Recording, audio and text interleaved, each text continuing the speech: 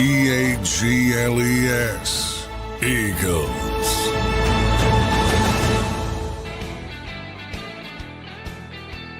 And welcome in, everybody, to a Football Friday edition of Birds 365 here on JAKIB Sports. I'm your host, Zander. Krause. That's my co-host, John McMullen, here with you on a Football Friday before the Super Bowl 60 in Santa Clara, California. Feels like a snoozer so far. We'll see if it gets the big ratings. Come on, Philadelphia. On Sunday. It's not a snoozer. It's gonna get phenomenal ratings just because it's a snoozer in Philadelphia. Because I've heard this a lot.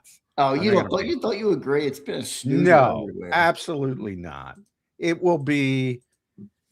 I guarantee it will be the largest watched Super Bowl of all time. Well, yeah, I guarantee it. I think so too. I mean, then what are we talking about? What are we talking about? I just feel like the surrounding hype of it, John, is not as big. Now, obviously, it's Philadelphia-centric, man. Philadelphia-centric. It is a big. I'll tell you where it's a big fucking deal. Boston. It's a big fucking deal in Seattle. Well, it's a big deal. It's a big deal. And the rest of the NFL that isn't disappointed in their team. This has not been as big of an event, though, man. Radio Row hasn't been as popping. Now that is a criticism of the NFL because, for some bizarre reason, I don't know if people know, but San Francisco is not that close to Santa Clara. It's like an hour and a half to get everywhere. So they really fucked up the logistics of it. Because they have miserable the media center and Radio Row's downtown San Francisco, and all the stuff revolving the games an hour and a half away, but more in rush hour. It's absurd. Think about that. It's like almost driving from where I live in South Jersey to New York. And you got to do it every day to go back and forth with the teams, and the teams are in Santa Clara, and the stuff's in San Francisco. And if you're at Radio Row, you got to be in San Francisco every day, and then you got to figure out how to on the shuttle buses. You got to work out. That's a catastrophe. Yeah, I mean that's a league problem. But as far as look, I know most people don't care, but it's interesting to me because I've done a lot of TV rating stuff over the years. Nielsen has changed its methodology for ratings. What a fraud, man. Yeah, the NFL basically paid them to say, hey, we're more people. What a fraud that company is. But that's going to be a scandal one day. They already changed. They changed their methodology once. They had to change it again because everybody else was complaining so much. If that doesn't highlight what a fraud that company is, I don't know what will. I get envelopes in the mail from them with like $1 bill inside. With $1 bill inside. What a fraud. I can't, and people still take them seriously. I have no idea. Why. None. But anyway, I digress. It will be reported as the largest viewed Super Bowl of all time. I agree with you. I think you're right. I think you're right. It just feels like there's not a lot of hype. Well, in this town, there is zero hype. In this town. You don't feel like it's around the league a little bit more? Nope, not at all. All right, good stuff. Super Bowl Sunday this weekend, obviously. We'll talk a little bit about that game. We got an opened up show, so we'll take some super chats. A lot to talk about here in Eagle Land. A lot of turnover seems to be happening. John, yesterday the Eagles brought in another new coach. It didn't take them long to replace the run game coordinator for Jeff Stoutland. They brought in Ryan Mahaffey at the end of our show. We did talk about it briefly because the news broke right near the end of our program after John Stolnis got off. So they brought in Sean Mannion, 33 years old. They brought in Josh Grizzard, 35 years old. And now they have also brought in Ryan Mahaffey, 38-year-old. Former wide receiver coach with Green Bay, former Packer assistant, worked with LaFleur for a little bit. Another guy with kind of people seem to like him a lot in the league. John, what do you make of how this coaching staff is building out so far? Yeah, well, it's an indication everybody's getting what they wanted. I think that's the most important part, the most important clue that has been left here Everybody who wanted significant change, everybody who wanted to go more toward Kyle Shanahan offense, Sean McVay style offense, they're going to get their wish. At least they're going to try to do it. And they are highlighting to everybody, even to the point that Jeff Stoutland is out. Either get on board or get out. That's what they're highlighting. And yeah, get ready. Get ready, because if Jeff Stoutland can go, anybody can go. Absolutely. Absolutely. So and that includes players. Get on board or they're going to go in a different direction. John, there's some news that came out yesterday about Landon Dickerson. We got to talk about that. I'm reading right now. Mike Garafolo put this out. For those who don't know, Landon Dickerson might not be here as long as we probably thought he would be. Can't speak in certainties yet. We will see how it unfolds. Mike Garafolo tweeted this after Jeff McClain's podcast. He said, an offseason of significant change for the Eagles could include guard Landon Dickerson's uncertain future. Jeff McClain mentions here Dickerson's no certainty to return. I've heard some of the same. Only 27 and 5 years into his career, but his body has been through a lot. To be determined. Whoa! That's big there, John. Yeah, I mean, yeah, look, I wouldn't panic yet, but we've talked about the offensive line a lot, the injuries. I've been far more concerned with Landon Dickerson than Cam Jurgens. I've mentioned this numerous times. His comments after the playoff loss were particularly troubling. When he intimated, look, he has no idea if he's going to get healthy again. So I think the natural assessment, he's 27 years old. I think the natural assessment is Landon is going to bounce back and he's going to keep going.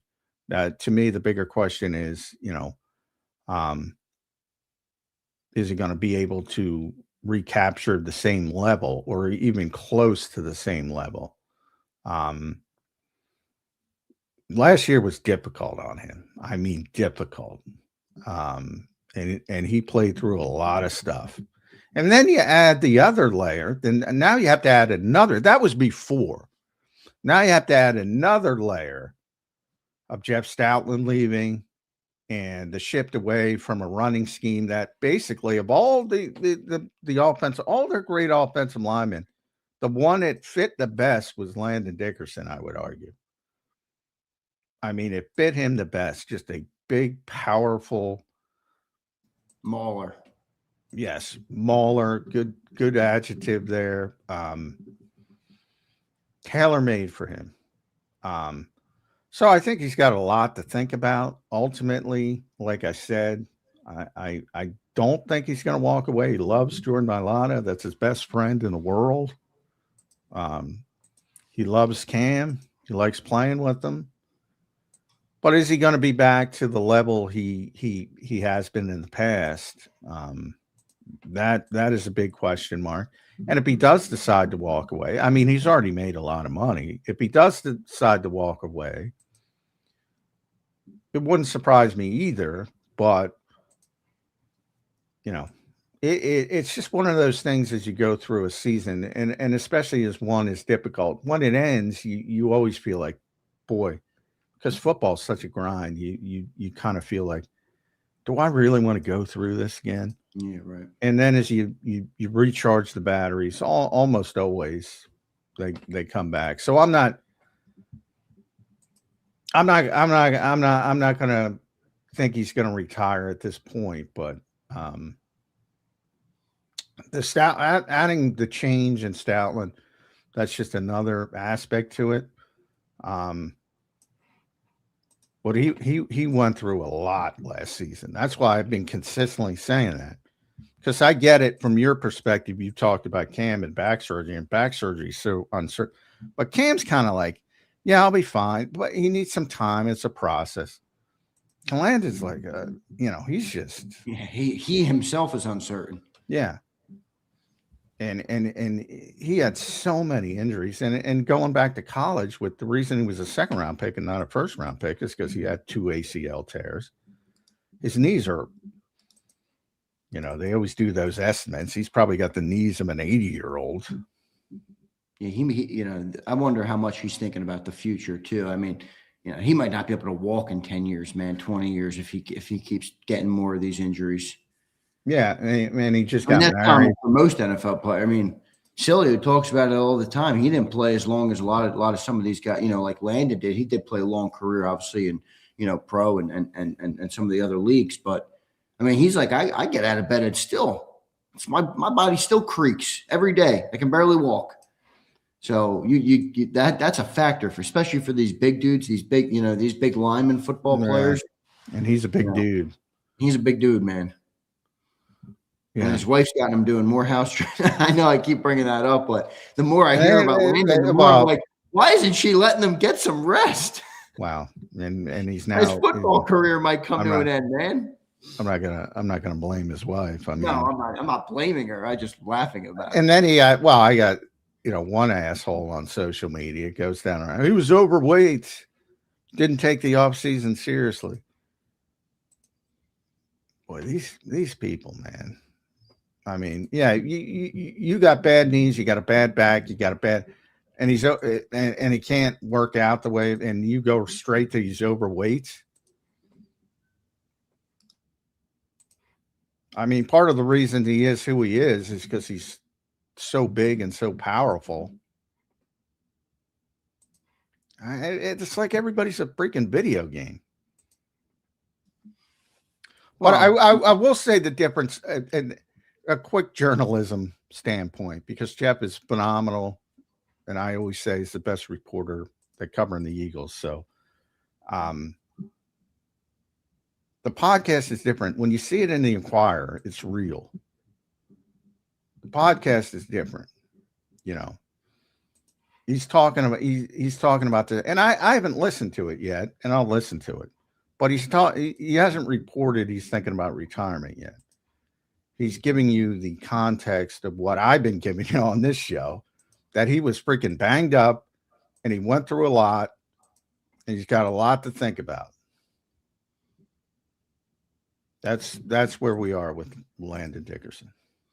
Man, big update on Landon Dickerson. We will see what ends up happening with Landon. Obviously, a key component to this football team. John, now you got to envision a world, and I don't think we have to go there yet, but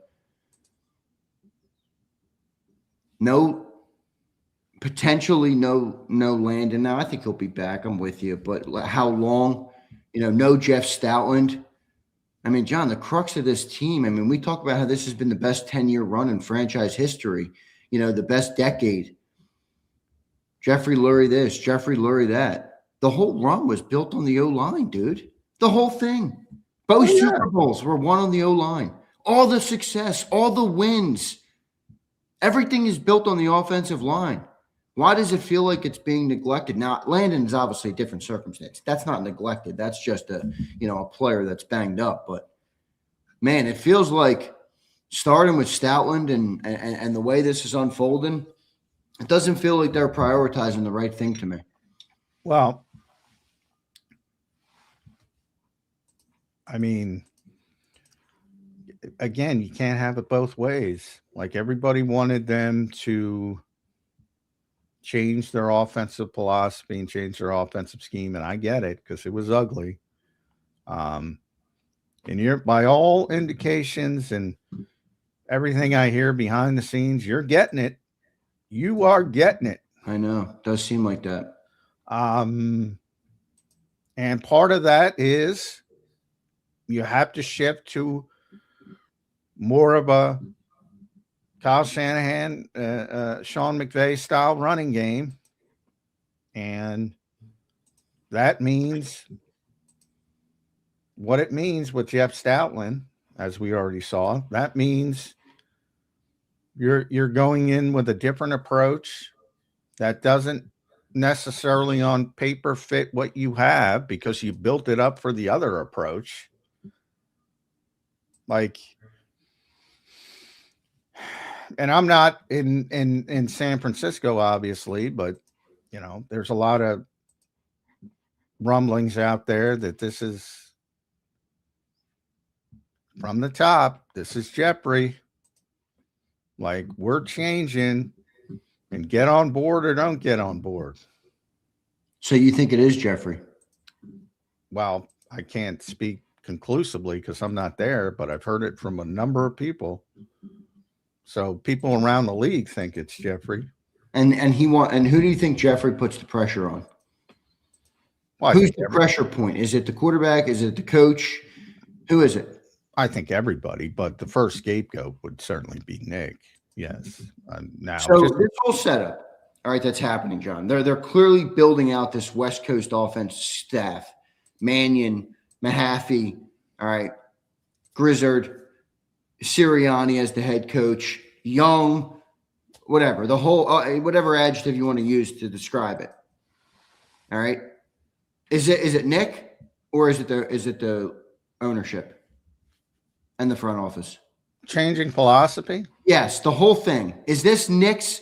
Like Nick, Nick hired the coach. They put it out that Nick fired Patullo. This entire shift, is this Nick Sirianni trying to put his team in a better position to elongate his career and his, stay as head coach? Is this an organizational thing? It's a difficult question to answer because nobody's gonna be honest about it. But if you ask me my opinion, if you had sodium pentothal, if you had truth serum, I do not think that Nick would have went this direction. That's just my thought. That's not, but I've tried to explain over the years that I think he's more politically savvy than somebody like Doug Peterson. I think he sees things before they happen, before they unfold, and I think he gets ahead of it. So, I do think he hired these people, but I think he knew he had to fire, and he hasn't fired anybody technically. I think he knows he had to move on from certain people, and that's just not that he wanted to do it, but he was politically savvy enough to know he had to do it because at some point it would have been declared. I don't think it had to be declared because he got ahead of it. The coach with the best resume, the coach with more experience than all of them, the coach who has been the coach who beats them most of the time. He didn't beat Kyle Shanahan, so I'm talking about Stoutland. I mean, I still can't get over Stoutland. I mean, he's the guy that has all the experience. He's the guy. He was like the adult in the room. He was the one that made me feel comfortable with the way everything was going because he was the constant. And now you alienate him. John, I'll tell you what, I don't care if it's the owner or if it's Nick. They better be right. I mean, now Jeff Stoutland's out the door in favor of a 33-year-old OC. Well, I hope this guy knows what he's doing. Well, you can't run the Shanahan offense with Jeff Stoutland. So, I think people have to look inward. What do they want? What do they really want? Now the Eagles were going to bring him back as the offensive line coach and take away that run coordinator responsibility. And I shouldn't use take away because he kind of, from what I understand, he kind of gave it up. And by the way, that's, another thing Jeff said, which we talked about, the players were on board with that, by the way, because you, how many times you hear Jordan Mailata talk about being under center? We need to be under center more. Yeah. Right. So a lot of the players were on board with that because they knew it wasn't working. People were selling out. People understood, well, if Saquon Barkley's offset in the gun, he doesn't have options, and they just, basically the chaos theory, and started upsetting things behind the line of scrimmage. And if you want to be honest, the running game significantly improved after they started going under center. Not nearly what it was the year prior, but so it did improve and Saquon Barkley was a lot better. Remember how bad he was early in the season, the first 7-8 games, which 3.4 yards per carry? Yep. And then it significantly improved. Again, to me, a lot of that had to do with the injuries to Landon that we're talking about, to Cam, to Lane eventually. So there's more than just going under center as the magic fix, but everybody was pretty much on board with they had to do that, at least more. And Jeff doesn't want to do that. So all right, so it's changing directions. Where do you think the pressure lies the most? Is it on Nick Sirianni? Do you think Jalen Hurts is on the same type of hot seat as Nick? Do you think Jalen has a longer leash than Nick would? I mean, it feels to me like they would blow Nick out before they'd blow Jalen out. I mean, I could see them. Yeah, I mean, that's and the whole offensive staff, and then recreating another staff with Jalen. Still, I could see that. They're both on the clock, but Nick's is a shorter clock, a shorter time frame, no doubt. But Jalen's now on the clock as well. Jalen's got the same message, get on board or we're going to go in a different direction. It's just much harder to go in a different direction at quarterback than it is at head coach. Because A, it's tougher to find a quarterback. B, you have more financially invested in a quarterback. And the quarterback is more high profile. So, think about it, if at this point, you have the two dueling camps, the Jalenites and the people that hate Jalen Hurts. But think about the Jalenites if you decide to move on from Jalen Hurts. That would be quite the scene. So it's much more difficult to move on from a quarterback who's had success than a coach who's had success. And that's why Nick will be the first to go if they don't fix this thing. But Jalen will soon to follow. You think there's a chance that this is the last year for both of them? No, I don't think it would be the last year for. Like, it would be the last year for Nick if it doesn't work. Yes, right? yes, agreed. And then it's really getting close, and you're basically wasting a season if you fire Nick Sirianni, bring in another completely new coaching staff, and what are you going to do? Go back to the old method? No, that's not what they're going to do. So it's Sirianni stiff, and they're going to. It's basically a race to find the succession plan at quarterback at that point. Which means Howie Roseman would be doing work on that already. Yeah, well, Howie's talking about everything all the time. Like, the Joe Shane, I always talk about it, the stuff, and why nobody wants to go on off-season Hard Knocks because they fucked him by editing that incorrectly.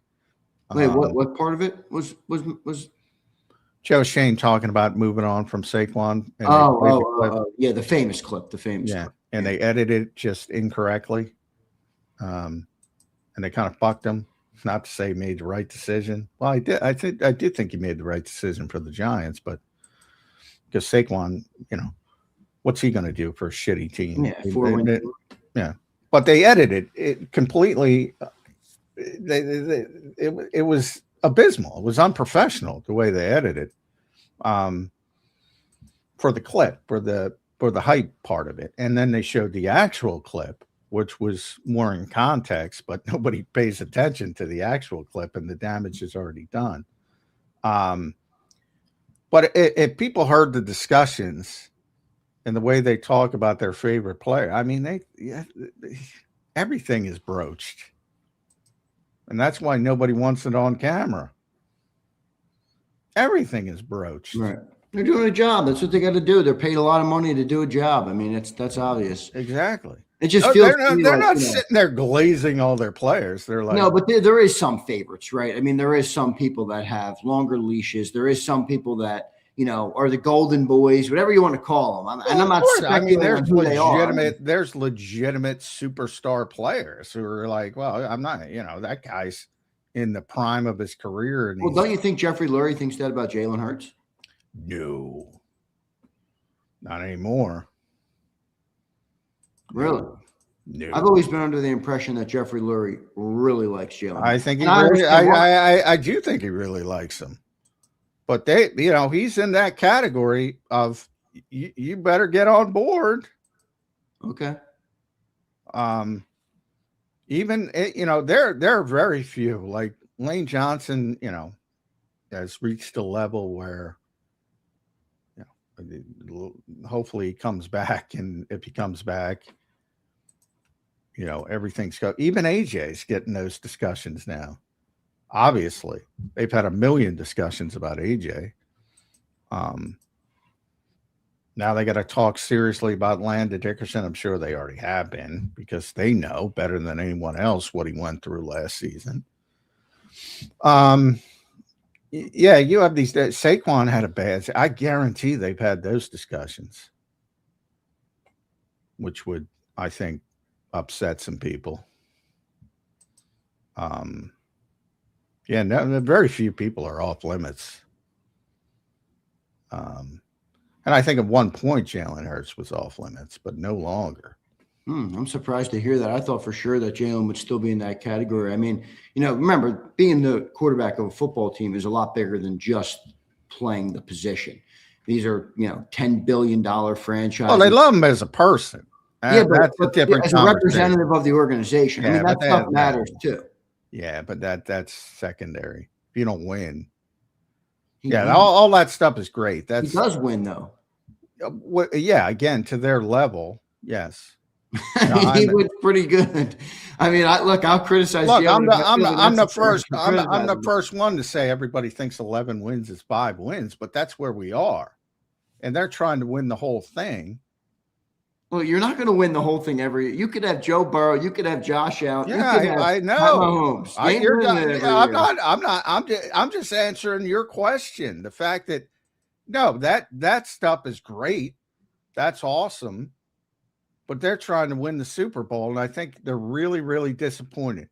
And your big point about there being less juice about the Super Bowl, I don't think that's the case in league wide, but I think in Philadelphia, and I'm not even talking about the fans now, I think with the Eagles, they're like, man, we had a golden opportunity to go back, because they look at Seattle and New England and say, these are not great teams. And they say, man, we wasted an opportunity. That's where I think Jeffrey Lurie is. I think everybody's in the crosshairs. Everybody, including the quarterback.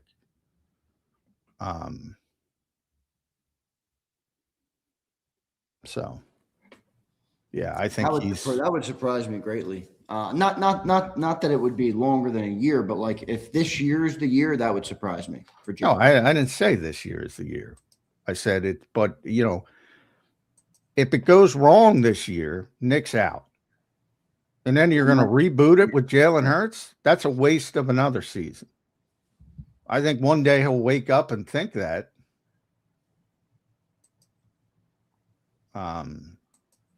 So, they've highlighted to everybody basically that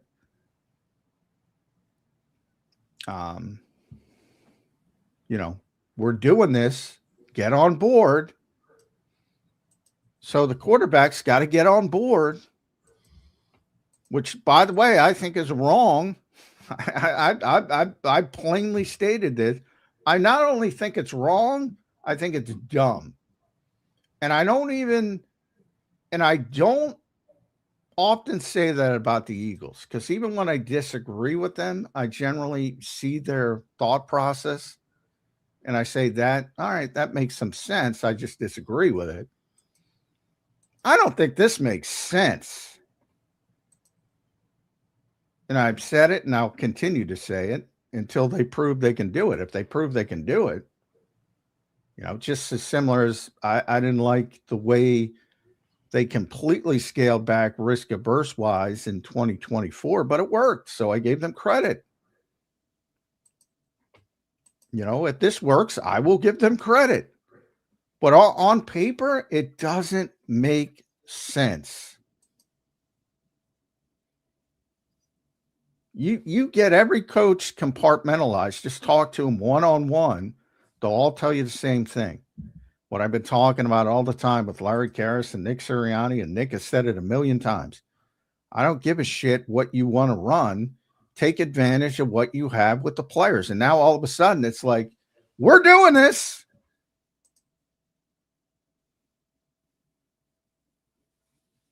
How does that make sense to anybody?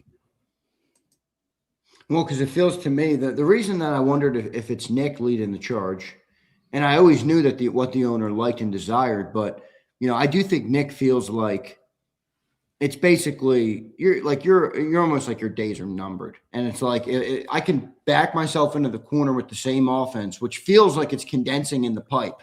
The pipe feels like it's going to burst. There's not a lot of ways to go. Feels like defenses have figured out what they're trying to do. Take away the deep pass, and you can stack the box. Take away the run game. They're not all that prolific of an offense outside of that. They're very risk averse. They're not the hardest offense to slow down for defenses. So I think Nick was more looking at it like, well, I'm going to get fired either way. Let me at least extend, try and get to the big oak tree. We're the small little tree that only one team plays our way. The oak tree is the NFL, where everybody's hiring the McVay and the Shanahan and the offenses and all of these spread stuff. Every team wants to play like that. So I think Nick is trying to look at it like, if I can get to that, at least the boom potential of that is a lot higher than the boom potential of my offense, where I just reached the Super Bowl. People still hated it. I just won the Super Bowl. People still hated it. Yeah, but that's what, I'm like, I would, and it's easier said than done, and you can't do it because it's a public-facing industry and your owner's not on board. That's the problem. Like, I bring this up all the time. It's like, all right, you want to be like everybody else? Then it becomes who's best at that. Are you going to be better at this than Kyle Shanahan? Not even close. You'll be lucky to be anywhere in his ballpark. Exactly. So why not try, as Howie said, to zig when everybody else is zagging? That's how they won. Now it becomes who does it best. Are you going to be better? The margins were small enough to be, But they won. They won, but that would be now two seasons ago going into this year. Are you going to be better at this than Sean McVay? No, I don't think so. But do you have a better roster than Sean McVay? Can you do the other things better than Sean McVay that boost your chances? Well, they already have. They already have. But I kind of look at the framework as very ordinary, and I try to hammer that word because if it gets back to Jeffrey, it'll hit him hard. He doesn't want to be ordinary, and he's fucking ordinary when it comes. He's listening. He's listening. When it comes to this kind of stuff, he is ordinary. He is just not forward thinking. I generally like Jeffrey Lurie in terms of, I think he's a phenomenal. I think he's the best owner in the NFL. I think he does a lot of good things well. I don't agree with him on everything, but I think for the most part, he does a lot of things well. My suggestion to Jeffrey Lurie, not that he would ever take it or has a reason to take it. All right. He's far more successful than I am. You used the word to describe him the other day. I think you used suggestive. Is that right? Is that the word you used to describe him? Mm-hmm. I think he should couch that. I mean, if you're the owner and you want it to be a way, walk in there and put your foot down and say it. I mean, why are you don't make people guess. And I don't know if he is. Maybe he is being more blunt about it. But be blunt, state what you want and why you want it, and then let Howie and Nick go to work and filling in those cracks. Now, maybe he's done that, but I don't think being suggestive in this time is a good way to do it. That's just my perspective. He doesn't want to be overbearing. Yeah, but when you're suggestive and you're not overbearing, but everybody knows what you want to the point where they placate to it anyway. Well, I don't think he thinks that. Difference? There's no difference, though. I don't think he thinks that. Well, you just said a couple minutes ago you think Nick made the change, not if he had whatever whatever drug you said if he was on, he wouldn't want to do this. Well, why is he Yeah, doing well, it? that's again, that's my speculation. Yeah, This is which all is it's not this is all speculation. From the standpoint of, yeah, if you had a gun to my head, and I would, that's what I would tell you. I think Nick is doing it to placate Jeffrey. That's what I would tell you. Now,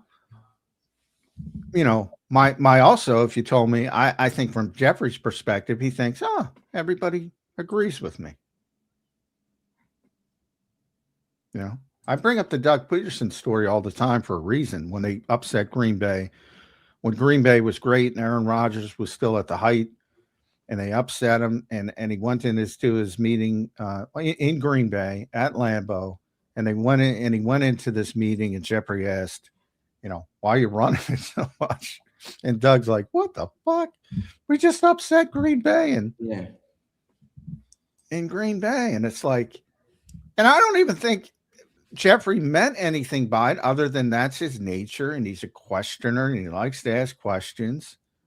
But he is who he is. I don't think he realizes he is who he is to his employees to a certain extent. And when he suggests something, and that's why I use that word, it carries more weight than if I suggest something or you suggest something. And him suggesting something isn't like a suggestion. It's passive aggressive is what it is. But I don't even know if he knows it. I don't know him well enough. That's what I mean. Like, you can't be so when you're a billionaire owner of the football team. Come on, man. Well, that's the point. When you're a billionaire owner of a football team, you're in a different world, and everybody, and it becomes your reality. It's different. I don't even think he knows it. But I always say he's the best owner in the NFL, and I continue to say that because there's a lot of bad owners in the NFL. But he's not a football expert, and when he delves into football stuff, I don't like it. Now I'll say he has every right to do it. It's his team; he can do whatever he wants, but it's not going to end well. That's my perspective on that. As far as a good opening segment here, John. I tell you what, I didn't feel great about the Eagles after what happened, the last couple of days.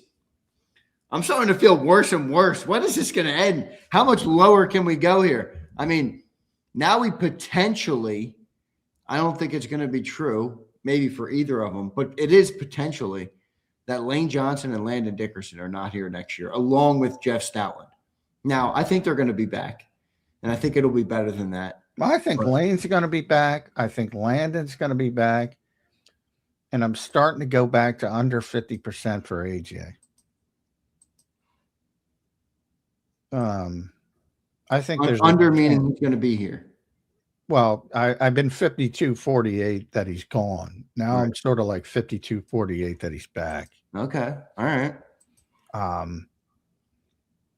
So I think there's way too many. It's February 6th. Like, this is a constant thing. I think this is where Philadelphia does hurt the Eagles. And it's not, doesn't have anything to do with the fans. There's such a passionate base of people, and they're constantly, look at us. We do a show called Birds 365. We're talking about this team year round, and it's been sustainable to the point where I don't know how many years we've been doing it. Close to 5. 5 years, yep. 5 years. And how many Eagles shows have popped up in that time? How much? We didn't have all this competition when we started this. No, it's true. Yeah, it's true. How many have popped up? Show grew 20% in the last year, John. Yeah. And that's what I'm most proud of. How many have popped up to copy what we do? With bigger budgets, by the way, and still we beat most of them for viewership. It's true. So I'm spiking the football there a little bit, but But I only bring that up because it's the passion of this fan base and the passion, and they're constantly like this shit happens everywhere when it comes to guys who are contemplating retirement, but nobody talks about it because it's February 6th. In Philadelphia, it's front page news. Like Landon Dickerson told you after the loss to San Francisco, he told everybody, you saw the stories, you saw the video. He had a really difficult season. And he's going to recede back in a normal city. He would recede back into, mowing the lawn, going to Lowe's with his wife, and he probably recharged the batteries, and it wouldn't even be that much of a hiccup. This is where Philadelphia does hurt the organization a little bit because they're always under such a microscope, and normal things are turned into bigger than they really are. But can I just ask you this? I mean, and I appreciate your point, and I think it's correct. With Landon Dickerson, like, is this being made too big? He's 27 years old, and you've talked about how bad the injuries are. And if he walks away, I mean, that's not going to be that easy to replace. So is it an overreaction, or is it just an overreaction from a sense of we have no idea if he's going to be back or not? But I think even uncertainty is a big story here. Well, it is a big – I'm not saying it's not a big story. I mean, it's a very good player, 3-time Pro Bowl player before last season.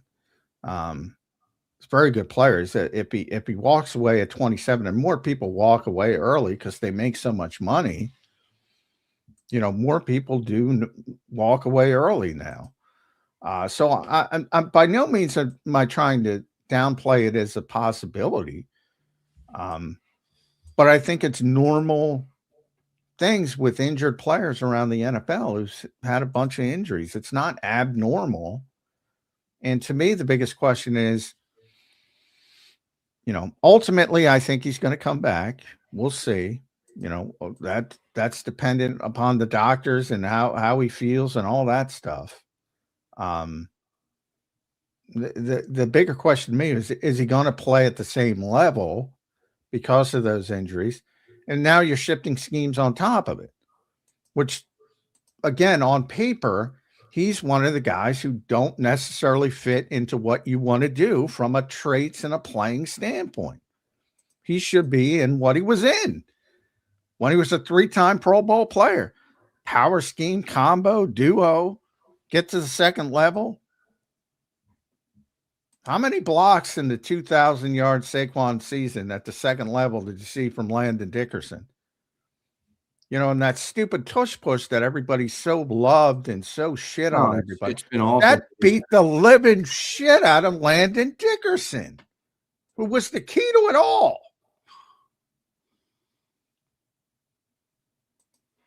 But they're not real people. They're video games. Well, guess what? His MRI says that fucked him up, amongst other things. MRIs. Yeah, right. Better pluralize that. So, but this is, these I don't want to say they're common at 27, but there's a long history. Luke Kuechly just made the Hall of Fame. He left early. Yeah, he did. He was amazing, Luke Kuechly. He was a great player. I remember Chris Borland. For people that remember him, he was a rookie who certainly was in the defensive rookie of the year. He had a really good rookie season. Just walked away. Now he was more concerned about. That's when the CTE stuff was really getting a lot of publicity and, almost scaring people. And he decided to walk away when he had his health. I talk about Sharif Floyd because he's a Philly kid all the time. He was turning into a really good player. And he had knee surgery and they nicked a nerve and he was done.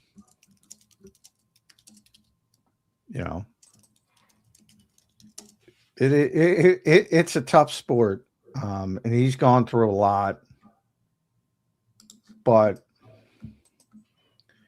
And look, if he decides to walk away, the silver lining to that would be, well, I don't know if he fits the scheme anyway. We'll see. We'll see what ends up happening. A lot of change for this football team potentially this summer, and we will see how they come out of it. John, plenty of other topics we're going to get into today. I do want to hit on some super chats. We got to talk about this scheme change. All right, they're changing the scheme, everybody. We just got a comment a couple seconds ago, John. I'm going to read to you because it might not be true anymore. You used to say, John, when we would talk about the offense, all right, what was the number one thing you used to say when we would talk about the offense, as inept as it would look in some weeks? You used to say one thing. This is what you got to do on the offense. What was it? Improve the running game. Yep, that's it. That's what you said every week. And in a way, you were right. So RMP checks in. He says, Eagles have to get back to running the ball. That's the easiest fix to it all. Is that still true? I mean, if they're changing the scheme, you got to run the ball. Don't get me wrong. I understand you got to run the ball, but hey, maybe how much they ran last year would have been perfectly good in the Shanahan in the new system that they're running. Yeah, I mean, obviously it's married together. And I think it's easy to say if you run the ball well, you're going to be better, which you are. It's the difference between the Eagles in 2024 and 2025, at least from an efficiency standpoint. You're going to be better in the passing game. But yeah, if you want to run that scheme, you can't just revert back to what you were in 2024. And my issue, and I wrote about this before Stoutland left, I'm like, because it was told to me, yeah, they're going in that direction. I'm like, is that the proper scheme for Saquon Barkley? Is that the proper scheme for Landon Dickerson? Is that the proper scheme for Jordan Mailata, Lane Johnson? I think Cam will have no problems with it. He's a movement-based player if he's healthy. Tyler Steen, I think he'll be fine. He can toggle back and forth. Like I said, everybody's like, well, take Caden Proctor at 23. I don't think you can even consider Caden Proctor now.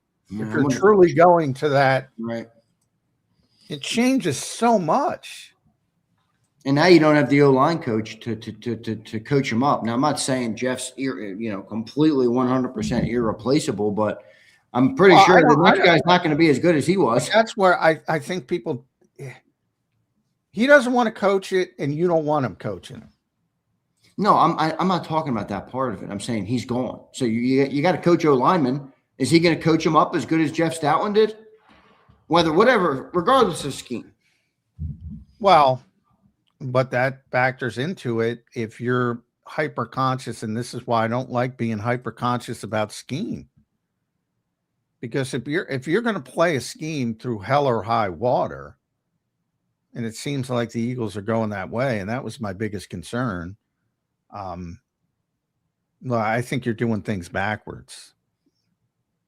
And ultimately, I still, I should have mentioned that when we were talking about Nick. I still think from Nick's perspective, and again, speculation, I want to make that clear. I think he thinks, as a very politically savvy person, I think he thinks, I'll jump through the hoops in the off season. And remember, it's February 6th or whatever. And I'll get to the season, and then it's about winning the game and everybody on board. Whatever I have to do to win a game, and everybody will get on board. I think that's the way he thinks.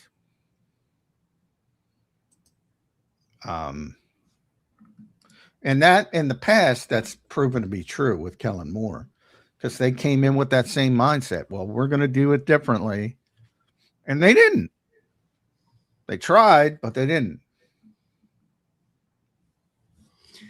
Going to be interesting to see what ends up happening. I want to thank everybody for being here today. Good opening segment, 49-minute long opening segment. All right, so I appreciate all you being here. We're going to get to our super chats right now, and then I got a big topic for hour 2, one that I think could create some debate in the chat. We will see what you guys think of it.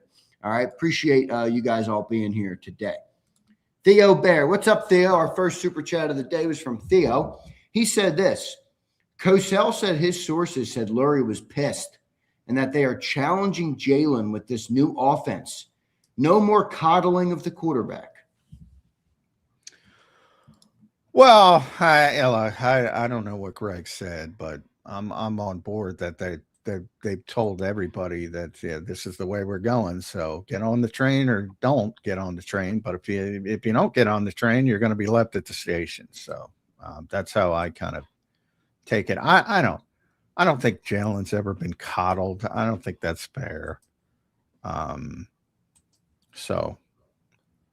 yeah, I mean, look, on paper, this does not seem to be the offense that fits Jalen Hurts. Now, I know there's a lot of people that think he can do whatever he wants if he sets his mind to it. And maybe they're right. And you're going to see if that's what I'm doing, I would go in a different direction. We'll talk more about that, John, in hour number 2 here. Here's Riot. What's up, Riot? Yo, J-Mac, you got a shout out on the Jim Cornette podcast regarding an article you posted on Twitter about the Tony Khan, Nick Piccolo situation. Yeah, that's a shit show, by the way. I'm not sure what it is. You'd have to let me know.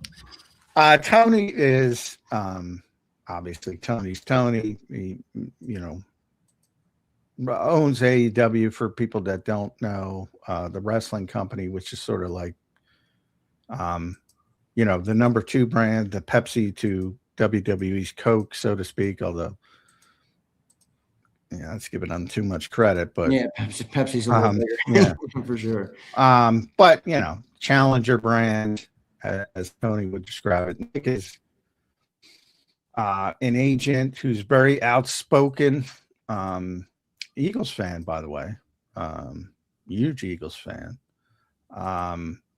who, reps everybody from CM Punk to Drew McIntyre to Tiffany Stratton, a lot of high profile people in the industry. Liv Morgan, he's an agent. He's an agent for all those people and many others, including Roman Reigns, the biggest star in the business. And they don't like each other.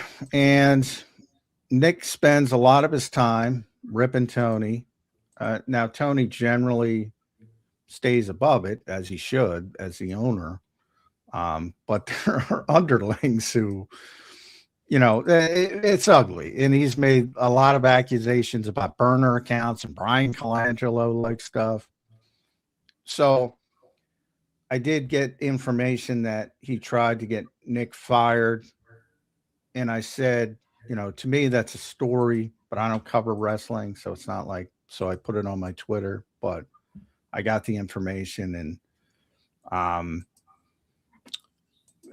you can read the story on Twitter if you want to. It's very complicated, but basically Tony or somebody close to Tony got Bernie Cahill, who's a big time Hollywood agent, to try to get Nick fired.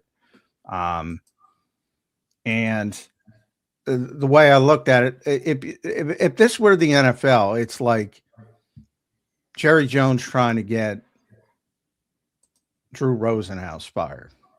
That's a story. That'd be a story. Right. So I gotta, and that's why I wrote the story. That's why it's a big story. But yeah, wrestling people are crazy. I think Eagles fans are crazy. My God. Wrestling fans are savage. There's no doubt. Oh my God. And they don't like that I went after Tony, who I like, and he knows I like personally. And I think he's a good guy. Are you in the crosshairs because of this too? Oh God, yeah. But it's funny because I went to Raw on Monday night. Raw was in Philly on Monday night. So I went to Raw Monday night, and full disclosure, because I was invited. I was invited by WWE, not because of that. Had nothing to do with that. No, you have a lot of connections in that industry. Yeah. And, somebody from AEW contacted me after the story came out, who's also a very good person. And I explained why I wrote the story, why it's a story. And when they're in Philly, I'm going to go to AEW. So you have this big tribalistic fan base, who, WWE is obviously huge. I mean, but you got a lot of and you got a lot of AEW hardcore fans. It's like the hardest of hardcore Eagles fans who just, if you say one bad thing about them, will shit on you to no end. So that's where we are. But it's a big story. AEW super fan. It's like being a Mets super fan. But there's a lot of them. I know. It's funny though. The WWE is actually sick. I'm not even a wrestling guy. WWE is a sick brand. It's huge. Yeah, it's a monster. Watching their production. I'm a production guy. I love live production. I mean, watching WWE's production with the lights and the fire, it's incredible. It's incredible. Yeah, it's a monster brand. But yeah, so it created some controversy. Look, you can't, if you're an owner, you can't try to silence an agent, even if the agent is being unfair to you. You can't do it. Yeah, that's bad luck. Well, interesting. I'm going to have to get the follow-up on that story. Here's our gravy. Eagles are a circus. Fire lame duck Serriani now. Lame duck. Oh, man. It does feel a little bit like he's a lame duck. I'm not going to lie. Now, he could be successful and not be. Yeah, I mean, in a lot of ways, lame duck to me means you got 1 year left on your contract, and which very rarely, even dumb organizations don't do that with head coaches anymore because too much can go wrong. But a lot, as we've seen this year, better than most, bigger than most. If you don't perform in the NFL, people are very impatient, and so I don't think he's a literal lame duck, but yeah, if he doesn't perform this season, he's probably out. Gravy, thanks for the super. Here's Gravy again. Reports that Landon Dickerson considering retirement per the Philly Inquirer ? Yeah, so Gravy, we did talk about that extensively in the opening segment. But yeah, pretty crazy. Landon Dickerson could be. I don't think he will, but. Yeah, it's all dependent, and we've talked about it a lot on this show, and we've debated, and I've mentioned Landon pretty consistently. It was troubling the way he talked after the loss to San Francisco, and he's clearly, and seeing him all season, he had a very, very difficult season from a health standpoint. Started in training camp when he went down at the open practice on Lincoln Financial Field, and we were all concerned it might be a season-ending injury. Right. He went from one injury to another to another. He had a knee, he had an ankle, he had a back. It was just everything. And he had a very difficult season. So he's got to recharge the batteries and figure out where he is health-wise. Anybody could retire for health purposes in this league at any point because it's a dangerous league still. Put a percentage on it, John. I'm at 70-30. He'll be back. 30 is still pretty good. So he could be gone for a 27-year-old. I mean, all right, I'll go 80-20. I'm doing 80-20. Well, I don't want. I mean, hey, you stick. I think he's going to be back. I think I've seen this a lot where people have difficult seasons because of injuries, and they feel like they don't want to do this ever again. And they go, like I said, that's the difference between Philadelphia and somewhere else. You recede into the background, and you get better, and you recharge the batteries, and you say, all right, I'm ready to go. I think that's going to happen here, but I don't have his x-rays or his MRIs either. There was a reason he was drafted in the second round instead of the first round, because he came into this with two ACLs and probably everyone realizing this guy was going to have a shorter shelf life than other people because of injury concerns. Still was worth it, man, for the time we've had with him. He's been pretty damn amazing as a player. Oh, yeah. Yeah. Here's Vitality. What's up, Vitality? Good to see you, brother. Hope you're doing well. Feeling like we're going to roll out a similar roster for a couple of years in this new system that's not built for the rock, or for, I think you meant for the scheme, in hopes it all works out. Probably going to get worse before it gets better. Well, I'm still of the mentality that Nick is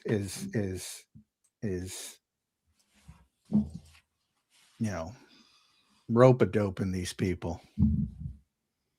And when he gets to Sunday, week 1, if it's on the Sunday, you get the point, though.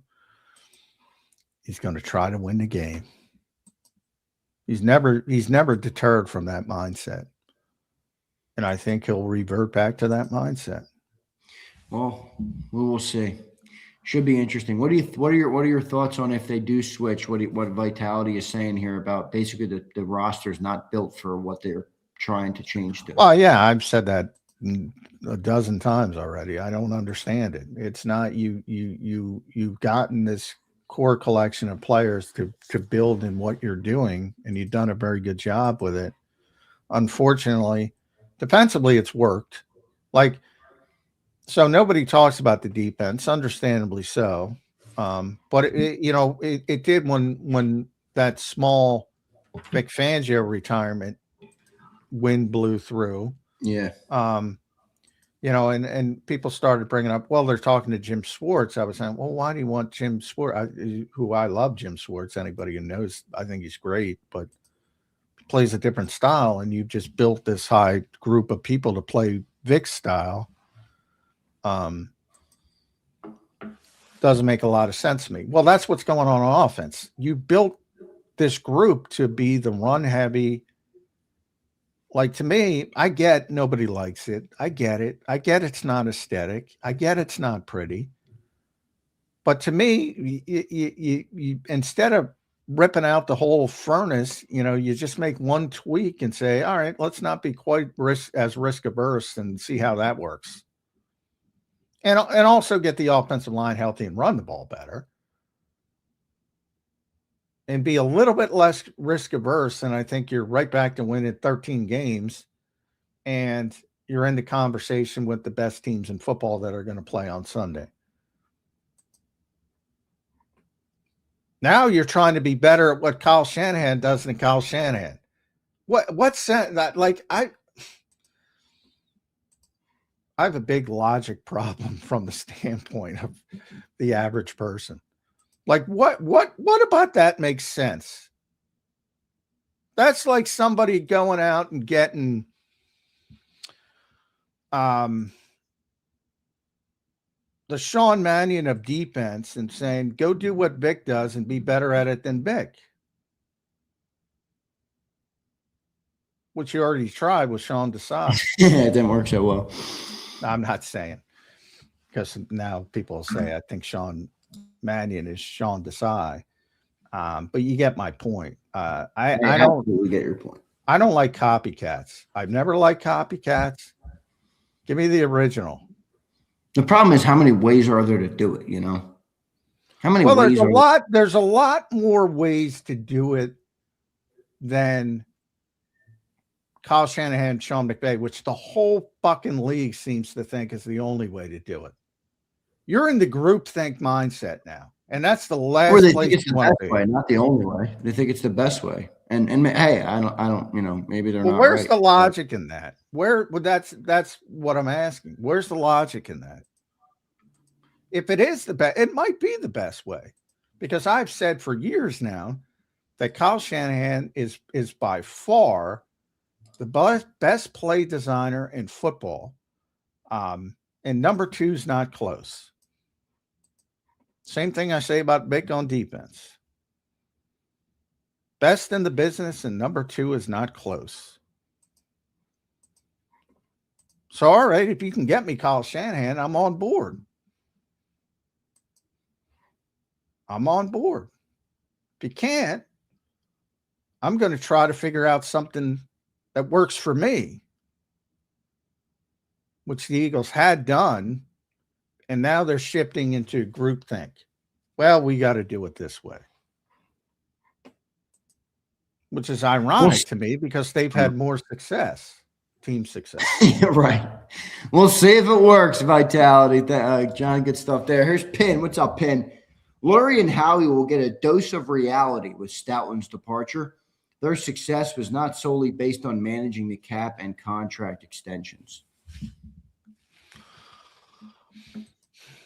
Well, I mean, I would ask Pin 9617. That's did you want them to change the offense? You did. Most people do in this chat. I'm not saying it by all means, correct me if I'm wrong, but if you wanted them to change the offense, Jeff wasn't on board with where they were going with the offense. So, which do you want?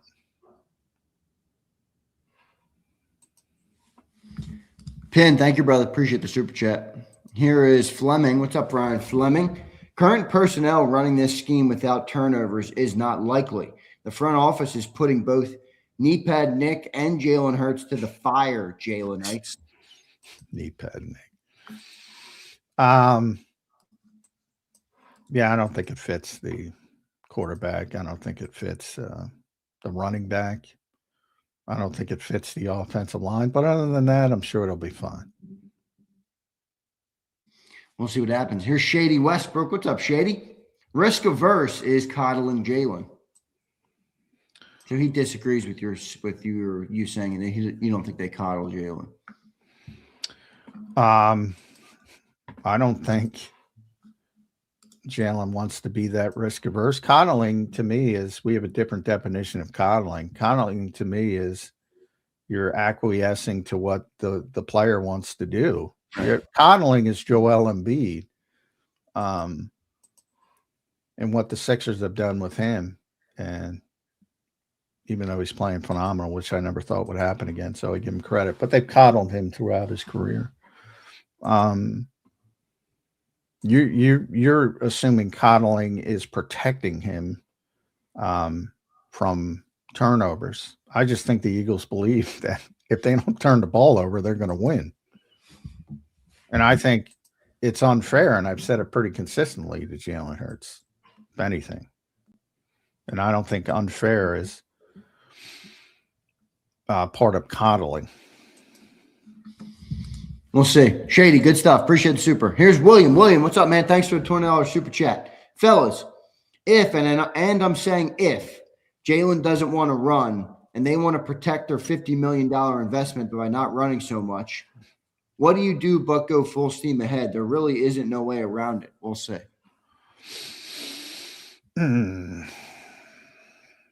Well, number one, whomever is responsible for Jalen Hurts is not running. And I can't get a clear answer to that. That person or persons has to be convinced that if they want to win at the highest level, that's got to be put back into the equation, period.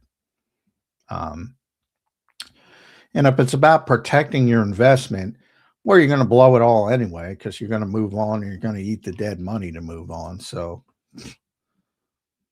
take advantage of the shelf life when you have the shelf life. That's how I look at it. All right, good stuff there. William. Gravy, what's up, Gravy? Name one Philly sports team with a bright future. Oh, no. Who has the brightest future? Well, the Flyers, Zander can talk about the Flyers. I'm not a hockey guy, but obviously they're not doing well. Sixers have some nice talent, young talent, but Joel, I can't believe in him long term from a health perspective. So, I mean, once he does leave, whenever that is, or can't play, I don't think that's great. The Phillies are sort of stuck in, they're a good team, not a great team. And they're never going to get past the Dodgers. Although I don't think, supposedly Armageddon's coming in baseball, and they're going to, and we lost Zander. We'll see if that's my end of the bargain or his. And I'm sorry about the double screen, but hopefully he can jump back on pretty quickly. But I'll keep going. The Phillies to me look like, if there is Armageddon in baseball, that, and there's a salary cap and things become more even, and the Dodgers can't do what the Dodgers are doing, I think the Eagles are probably the closest. The Phillies are probably the closest. But I said, I don't like the way the Eagles are going from the standpoint of changing their philosophy, which we talked a lot about this show. I don't think it fits the talent they have, but in football, remember, you can change the talent really quickly. It doesn't look optimal right now, but it can become optimal. So I think the Eagles have the front office that has proven that they could pivot in getting back, because remember, if you go back to Super Bowl 52, and then you talk about Super Bowl 57 and Super Bowl 59, you know, you have different coaches, different quarterbacks, a tremendous turnover in talent. So yeah, I think the Eagles have proven that they can pivot the best. And but the problem is you're going to have some lean times. It may only be a year. It may only be 2 years, but I think the Eagles have proven that they can get back into it. And Zander's tweeting me. His internet dropped. I can get rid of the graphic. I'm doing stuff on the air. I can get rid of the graphic in the brand section. Now, I'll tell this to people who are listening. Zander presumes I know what the hell he's talking about with the brand section. So that is not something that he's the producer of this thing, not me. So I have no idea how to remove that part of it. But yeah, we'll keep going. So our gravy 7305, which is, this is a shit show at the Buck Factory, which I do think things get overblown in Philadelphia. I think that's a real thing. I think that's, and again, I talked about it a little bit with the reason this show exists, the reason Jeff is doing podcasts now, the reason, you know, a lot of these other shows have popped up because you guys, the fan base, is so passionate. You want this constant stream of Eagles news, which is great, but it creates this extra layer of, you know, angst and whether you want to call it urgency from their perspective, that a lot of other teams don't have to deal with. So that's part of it. I don't think it's a shit show from the standpoint of this is common in the NFL from the standpoint of when things don't go well, you know, it's called the pendulum theory, you go in the other direction. So obviously the offense didn't go well and they're going into another direction. Now, whether you agree with that or disagree with that, I think depends on how you frame it. I think most people, probably 95%, maybe even more of people would agree that they needed to change the offense. And that's all anybody talked about during the season. Then when you get into some of the ugliness of changing the offense, which is the Jeff Stoutland stuff and saying, well, oh, by the way, here's the unintended consequences or the start of the unintended consequences. I think people start to turn and say, how could you get rid of, there's so many people who say, how could you get rid of Jeff Stoutland? Well, if he's not on board with those offensive changes you guys all wanted, that's how you get rid of Jeff Stoutland. And even that is not framing it the right way, because the Eagles did want him back as the offensive line coach, and he wanted to go in a different direction because he didn't want to be on board with what they're doing. Simply, to put it as simply as possible. Now, who's right? I think for the talent on hand at this moment, because they were built for the prior offense, Jeff is right. But is that the long-term answer? There's got to be some difficult times. The old adage to take a step back, to take two forward, that's where the Eagles might be. But the problem is, how patient are the Eagles going to be they take another step back, because remember, 11 wins, NFC East Championship, week 1 playoff loss is not acceptable, and you're taking another step back from that unacceptable finish, maybe it looks like 8 wins, maybe it looks like 9 wins, maybe you don't make the playoffs. Is everyone going to have the patience to say, well, this was a growing period? Now maybe they draft well for this offense. Maybe they bring in players who fit this offense. Maybe they keep getting better and better. In a year or two, you take those 2 steps forward. That's a possibility. But I think for right now, in the immediacy, and it's not about the immediacy. It's about, it's about winning now. That's what the Eagles have created. And I think everybody's so disappointed because they look at what's about to unfold on Sunday and say, boy, if the Eagles played just like a little bit better on offense, they could beat the New England Patriots. If they played just a little bit better on offense, they could beat the Seattle Seahawks. So I think that's the framework everybody's at. But they didn't.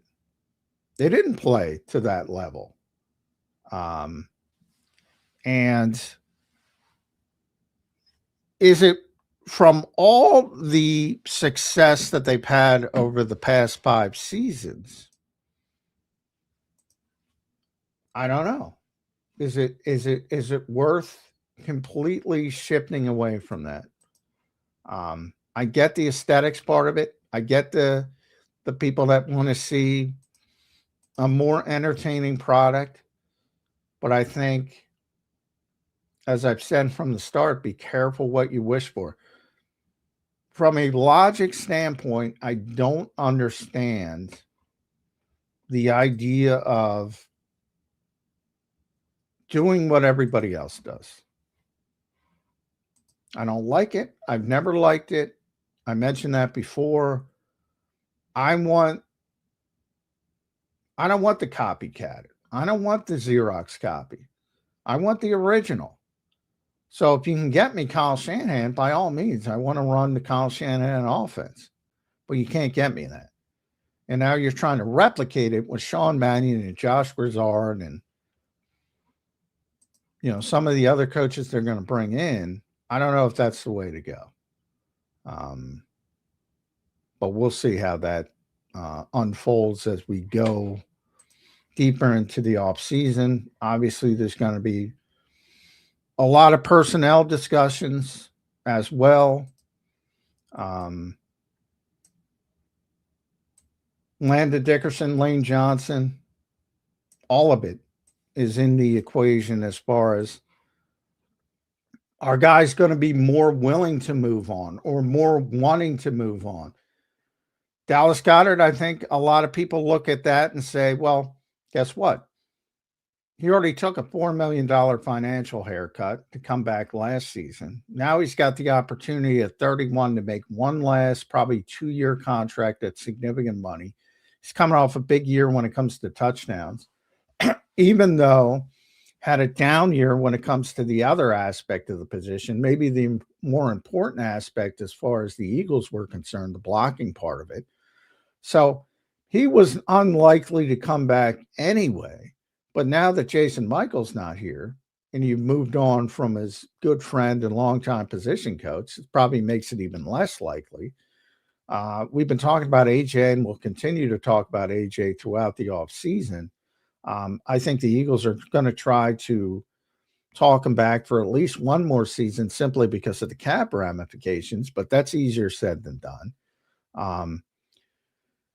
Maybe Sean Mannion can convince him that he's going to significantly change the offense, and that could help in that regard.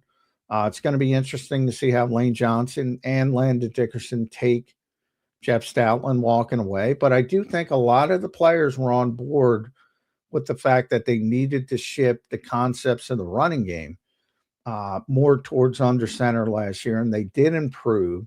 So maybe that softens that blow a little bit. And from there, we'll see. Those are some of the heavy personnel usage, but that's where we are. Don't know if Zander's coming back, so we're going to end it for now, and I'll see if he can get back and get things rolling. But this goofy setup, can't do this for the entire show. So hopefully we will be back. If we do get back, I hope you stick around to join. Thanks everybody for fighting through it. And hopefully this won't be the last you see of us until Monday, and we'll try to get back on the air. But for now, thanks everybody.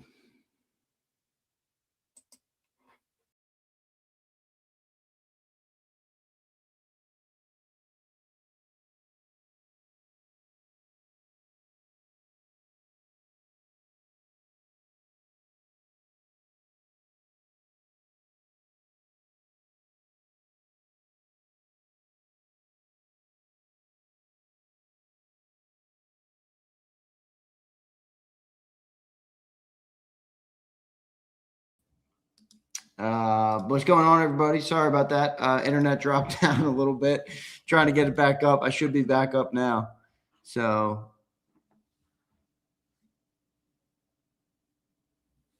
where did John go? He just left? All right, give me a sec.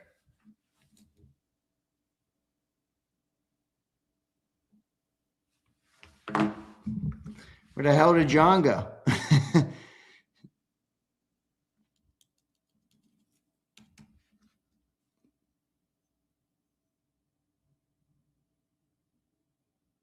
He just texted me. I dropped off. I had no idea how to get the screen right. All right. Well, I'm sorry about that, everybody.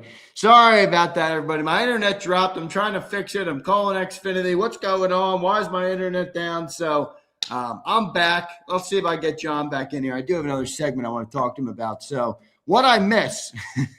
What did I miss, everybody? I think I was gone for a little bit too long here. All right. Zander taking a nap. No nap for me. Come on, man.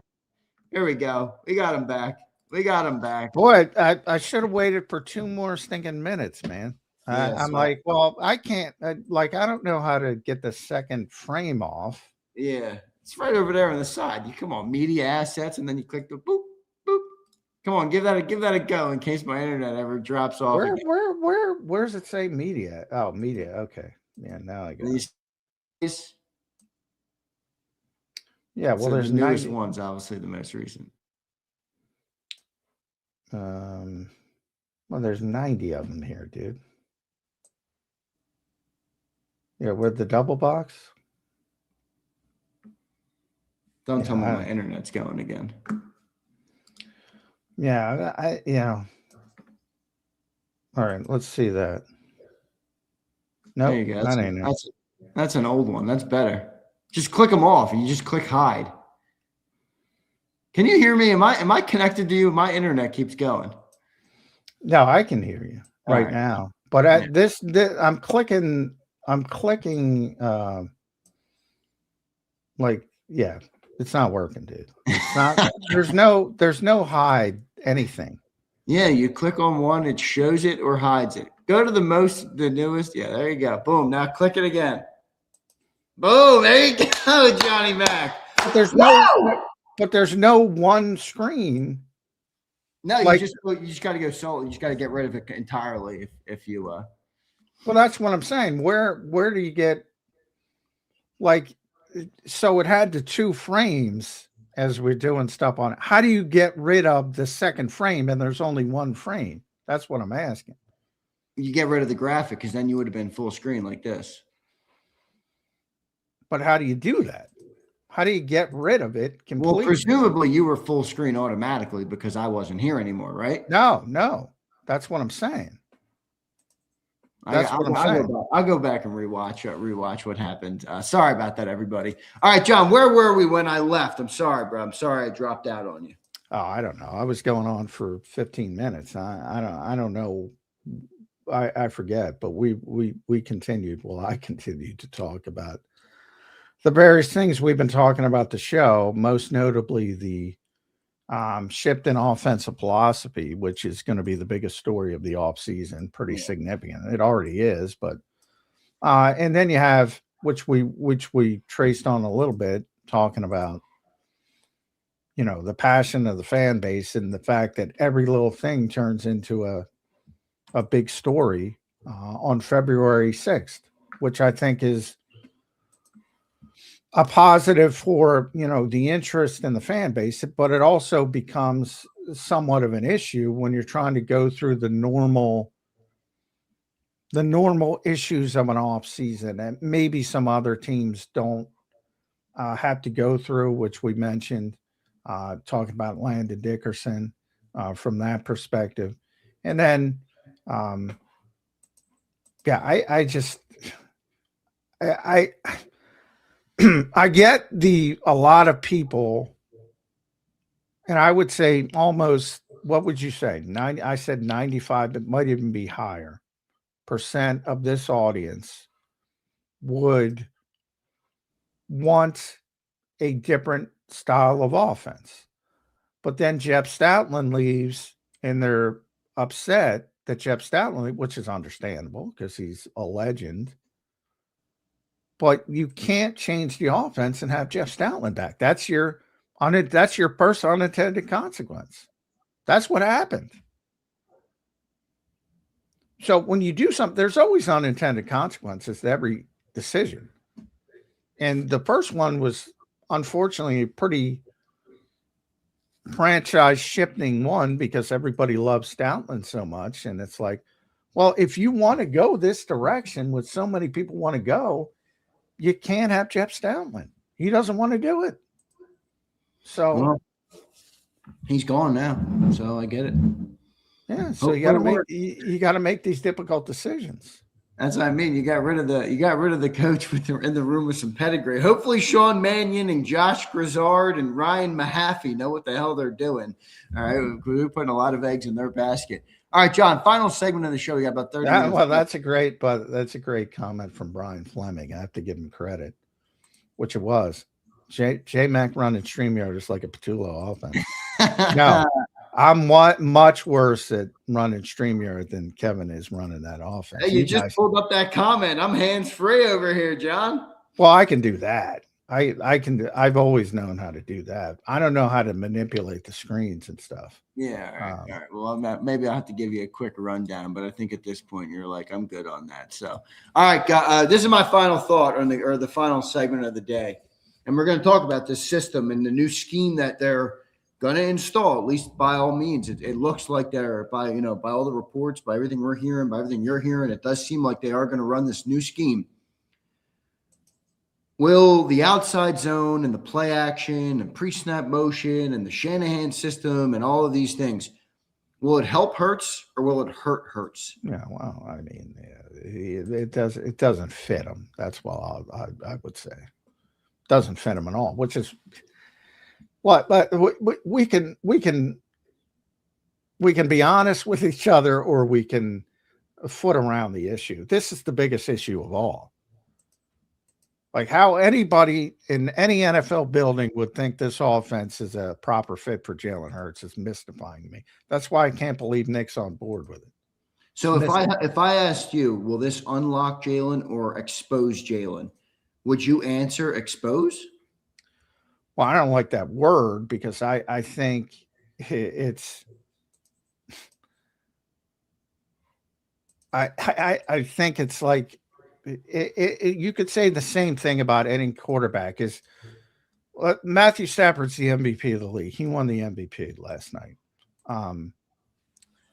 If you put Matthew Stafford in the Eagles offense, would you be exposing Matthew Stafford?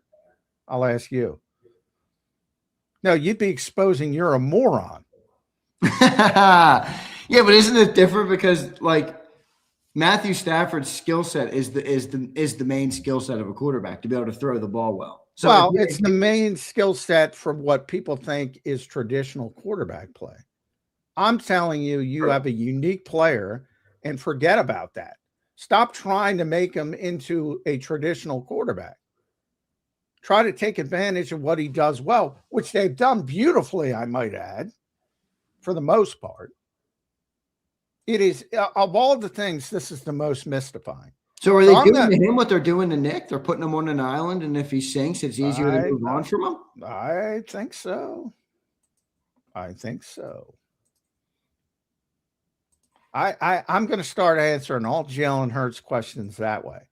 Now, I'm not picking on you. I'm just saying, you use that word. I don't like that word, exposing.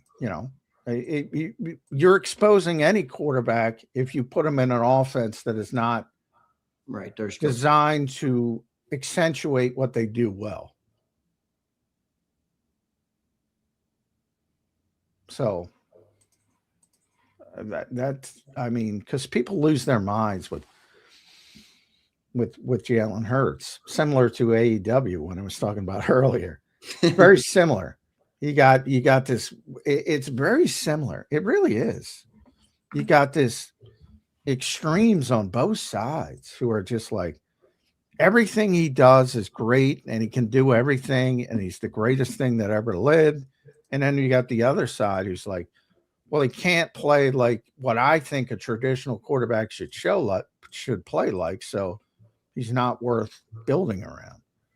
And it's just, there's no common sense in the middle. They've already proven they can win at an extremely high level with the guy.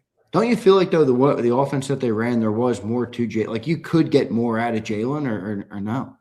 I mean, I'm not saying you're going to turn him into Stafford, but can Sean Mannion get more out of the player? I think you can get more out of Jalen than what they asked him to do the last Well, time. I think you could have a better year. I think everybody has. Year. Yeah, he had a big year in 2022. He had an efficient year in 2024. He had a decent year in 2023, but he turned it over too much. He didn't have a great second half to the season last year. You have those ups and downs. You have a good year. Can he have a better year? I think he will have a better year next year because he'll be hyper focused because he thinks he had a bad year, like everybody else. I've said that. So this comment would be categorically false. He said, this guy, Original Philly, says the offense they ran had nothing to do with Jalen. That the offense they ran had nothing to do with Jalen? Yeah, that is. I don't know if you could be 100% wrong, but that's 100%. Original Phillies making. How could you say it had nothing to do? The offense they ran, which was built around Jalen Hurts, had nothing to do with Jalen Hurts. Yeah, I don't agree with that, to put it mildly. Now they're trying to go outside, not building around his skill set, which is, look, I said early on, there's two ways before I was convinced that they were going to shift dramatically. There's two ways this can go. You can either go the Kellen Moore route where you try to evolve some things. You try to get better at certain things you're deficient at. And you adjust from there. And, some things might work, some things might not work, and you adjust from there. And it worked ultimately to the point where they won the Super Bowl. Or you can go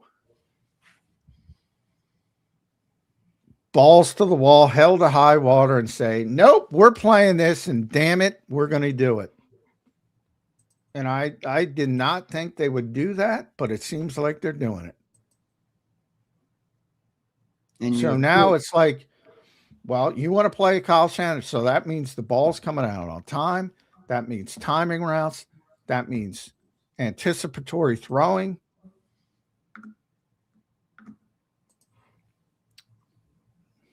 Good luck. What do you think Sean Mannion thinks? I mean, he's watched Jalen enough. I'm sure he knows the player. I'm sure he's watching tape on him ever since he's been hired. What do you think he thinks then? I mean, in a way, if you're Sean Mannion and he thinks anything like you think, which I don't know if he does or not, boy, feels like he's set up to fail. No? Well, I think Sean Mannion, if he's as smart as everybody says he is, he'll go the Kellen Moore route. Big if. Yeah. I think, to get the job, he's a 33-year-old guy with 2 years of coaching experience, telling what he thinks, they want to hear.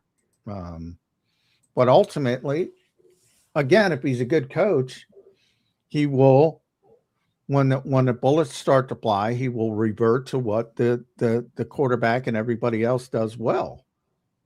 And that's ultimately the rope-a-dope I was talking about with Nick Sirianni. Like, he'll play the game in the off season. And I'm going to be on here talking about OTAs, hopefully. We're all day to day. And I'm going to be here talking about training camp and the concepts, and there's more emotions, Zander, and everybody's going to be excited. Prep for the season in the off season. If you're going to prep for an offense in the off season that you're not even going to run in the season, what the frick is the point? Well, the off season, no. Training camp, yes. Right. Sort of if you get to, the final 2 weeks when we're kicked out. I think there's a lot of misinformation about football. One of the biggest things is like, well, when the schedule comes out, whenever it comes out, maybe it's whomever in week 1 that you're prepping for, Dallas. If it's Dallas again, week 1, from the beginning of training camp, when you're really prepping for them the final week, just like a regular season game, a little bit more, but not much. And Jim Schwartz taught me that, he's like,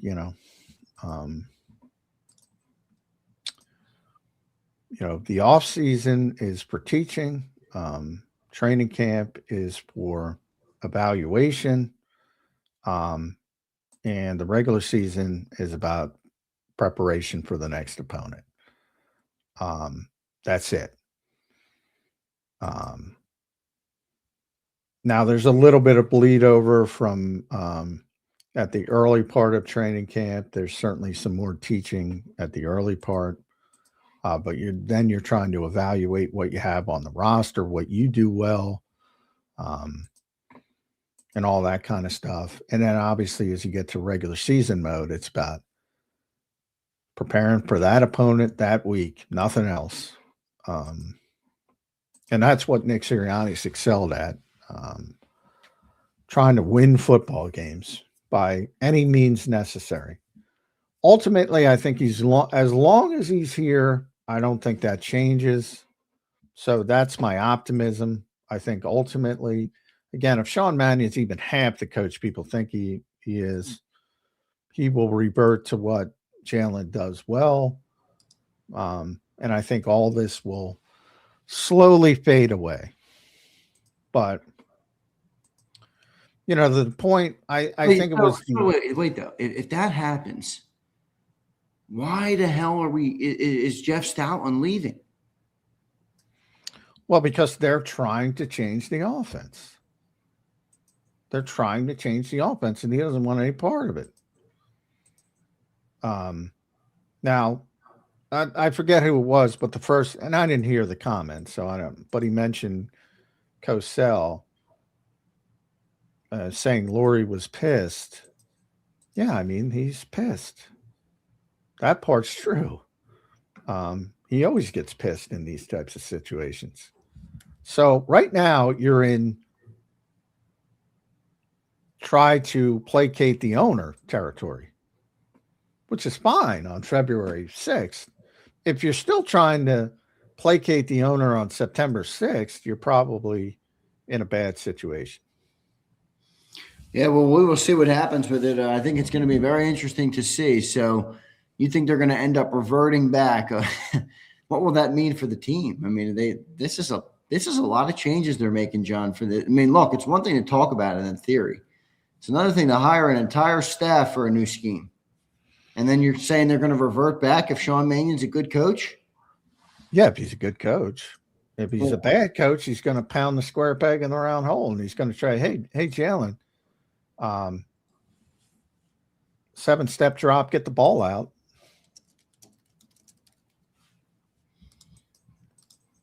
Good luck with that. How many wins is this team going to have next year? Well, I assume Sean Mannion's a good coach, so I think they're going to have a bounce back year. And again, there's so much. I realize people want to go there, but you have no idea who's going to be on this team. I don't know if AJ's going to be here. I don't know if Lane's going to be here. I don't know if Landon now is going to be here. I don't know who the draft picks are. I don't know who they're signing. I get it. I'm just saying, based on what you're saying, I mean, it feels like it's the beginning of the end. I mean, they're changing everything. You're saying the only way to be a good coach is to basically go back. And I don't disagree with you. I'm just saying that's going to create a conflict bigger than just losing. No, the only way to be a good coach isn't to go back. It's to take advantage of what you have. Right. Now, until the Eagles change what they have, and until they change what they have, they have to accentuate what they have. And people think that's phenomenal talent to begin with. So all you have to do, if you do have all those guys back, AJ, Lane, Landon, all you have to do is accentuate that talent, which is what I think Sean Mannion will do. What you don't want is,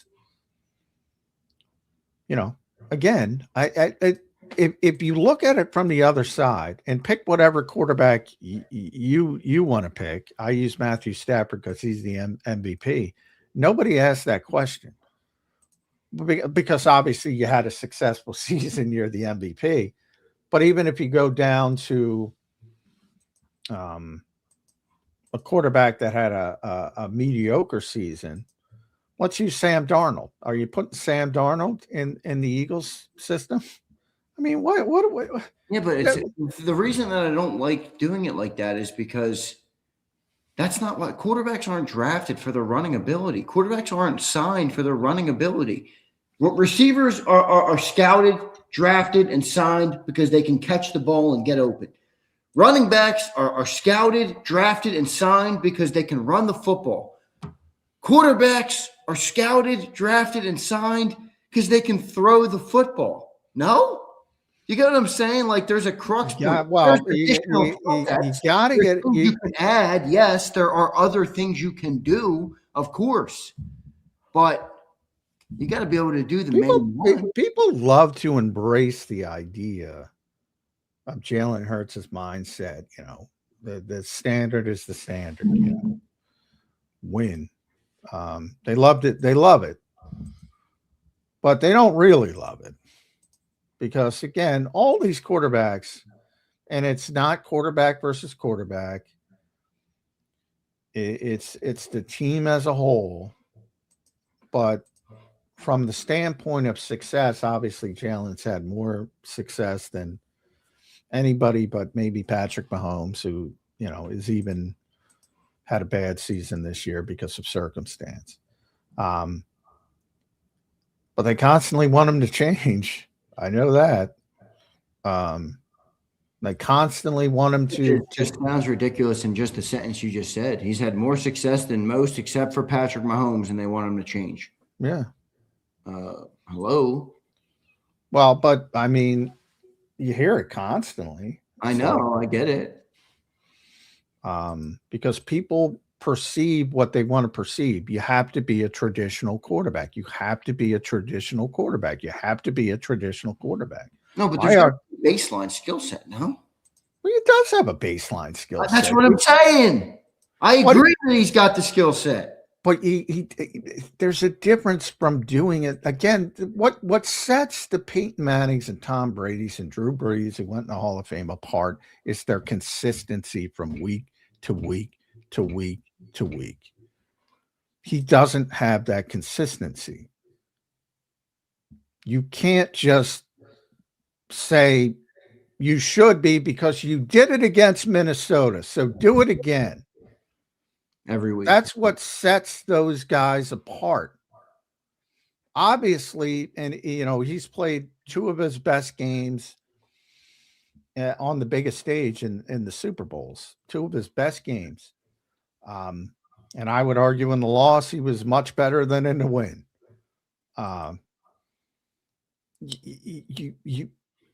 he doesn't do that from week to week. He isn't that kind of passer who can do it from week to week. His up weeks, yeah, he can do it. But there's too many down weeks. And that's why you're trying to maximize the up weeks and minimize the down weeks. How do you do that? You play into what he does well. And the key for him in the passing game is efficiency. It's key to him in every, part of offense is efficiency. But you can't turn him into those guys because he did it against Minnesota. I mean, you can point to it to make yourself feel better, but you're ignoring all the inconsistencies before and after. So it's like, an NBA scorer who he scored 40 one night. Why can't he score 40 every night?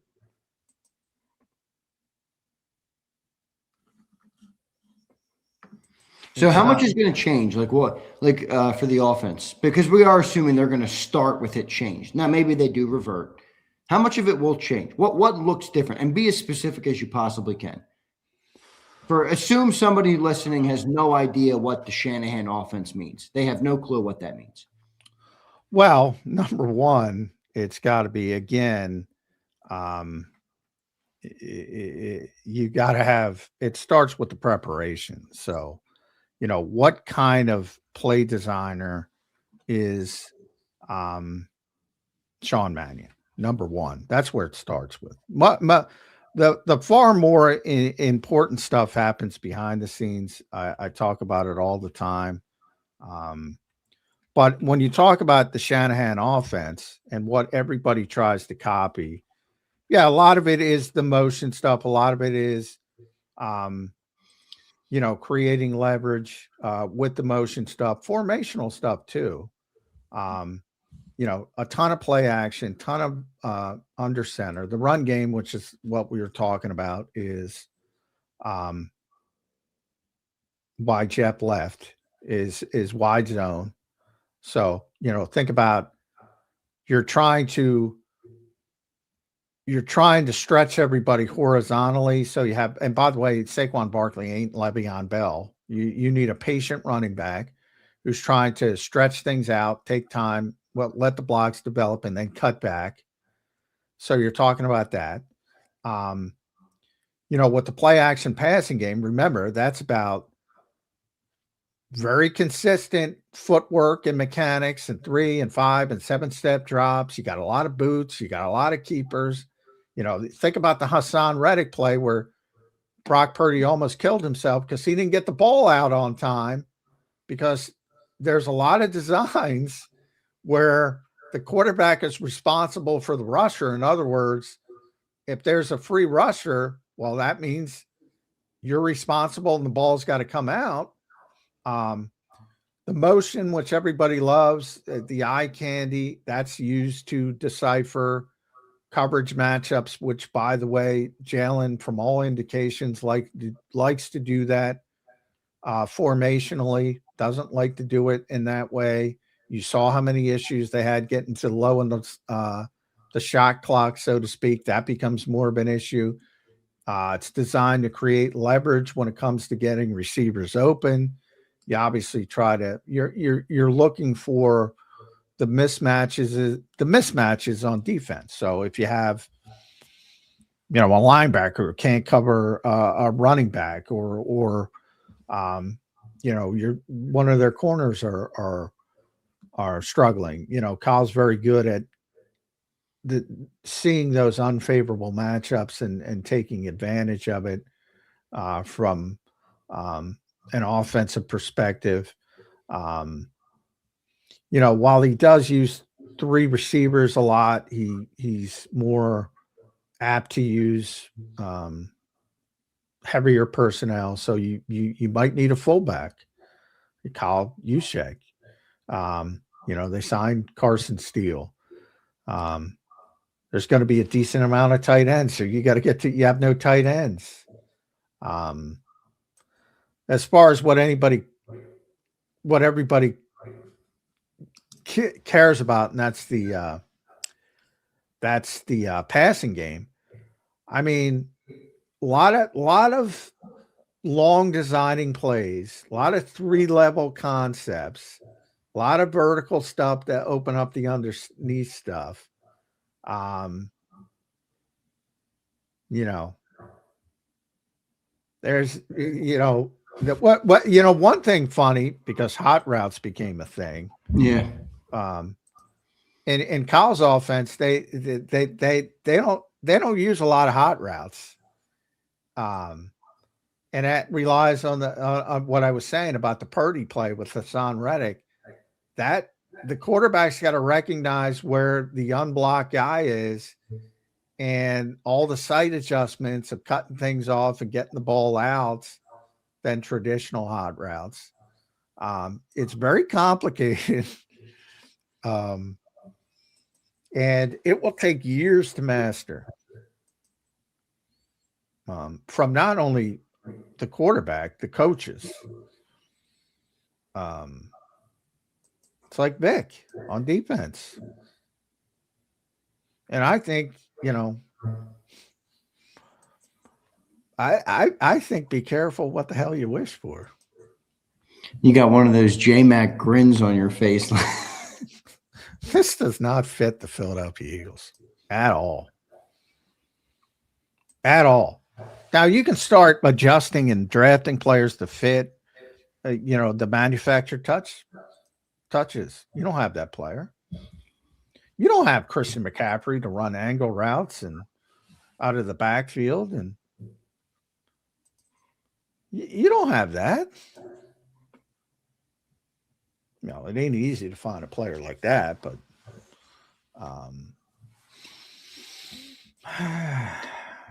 I think it's more likely they end up going more the McVay version, which is a little bit less complicated.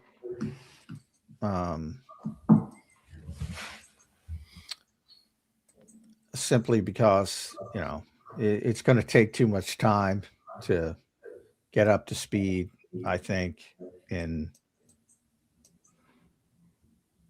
this particular one, but those are some of the things that are sort of key parts to his offensive philosophy.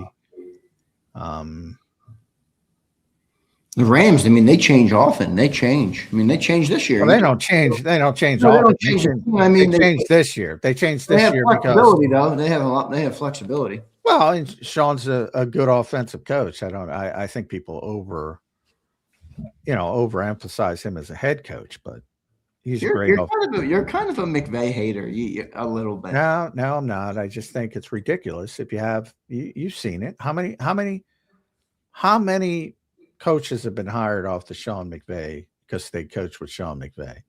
And I think you've seen him. He did everything humanly possible to lose,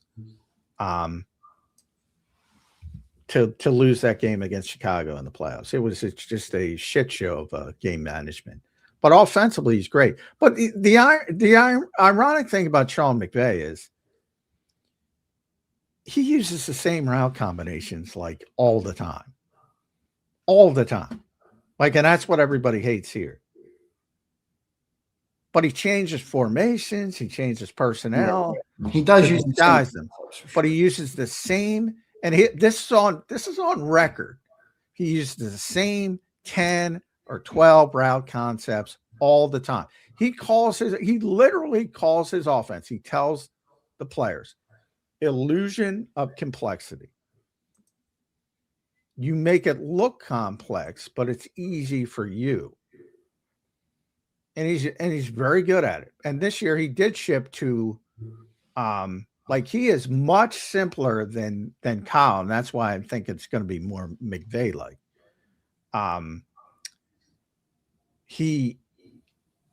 This year he shipped it because they had, when Devontae Adams got injured, they played a lot of 13 personnel. They weren't as deep at wide receiver. They had a bunch of tight ends, and he deserves the credit.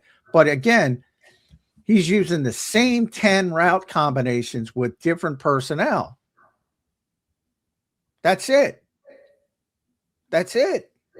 And the running game is all wide zone, just like Shanahan, which is, trying to stretch people and cut it back. And they have a running back, Kyron Williams, who is patient and stretches people and cuts it back.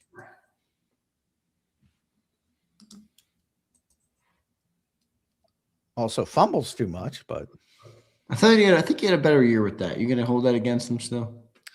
Yeah, well, too many big time fumbles in big situations. But he was better this year. There was no doubt about it.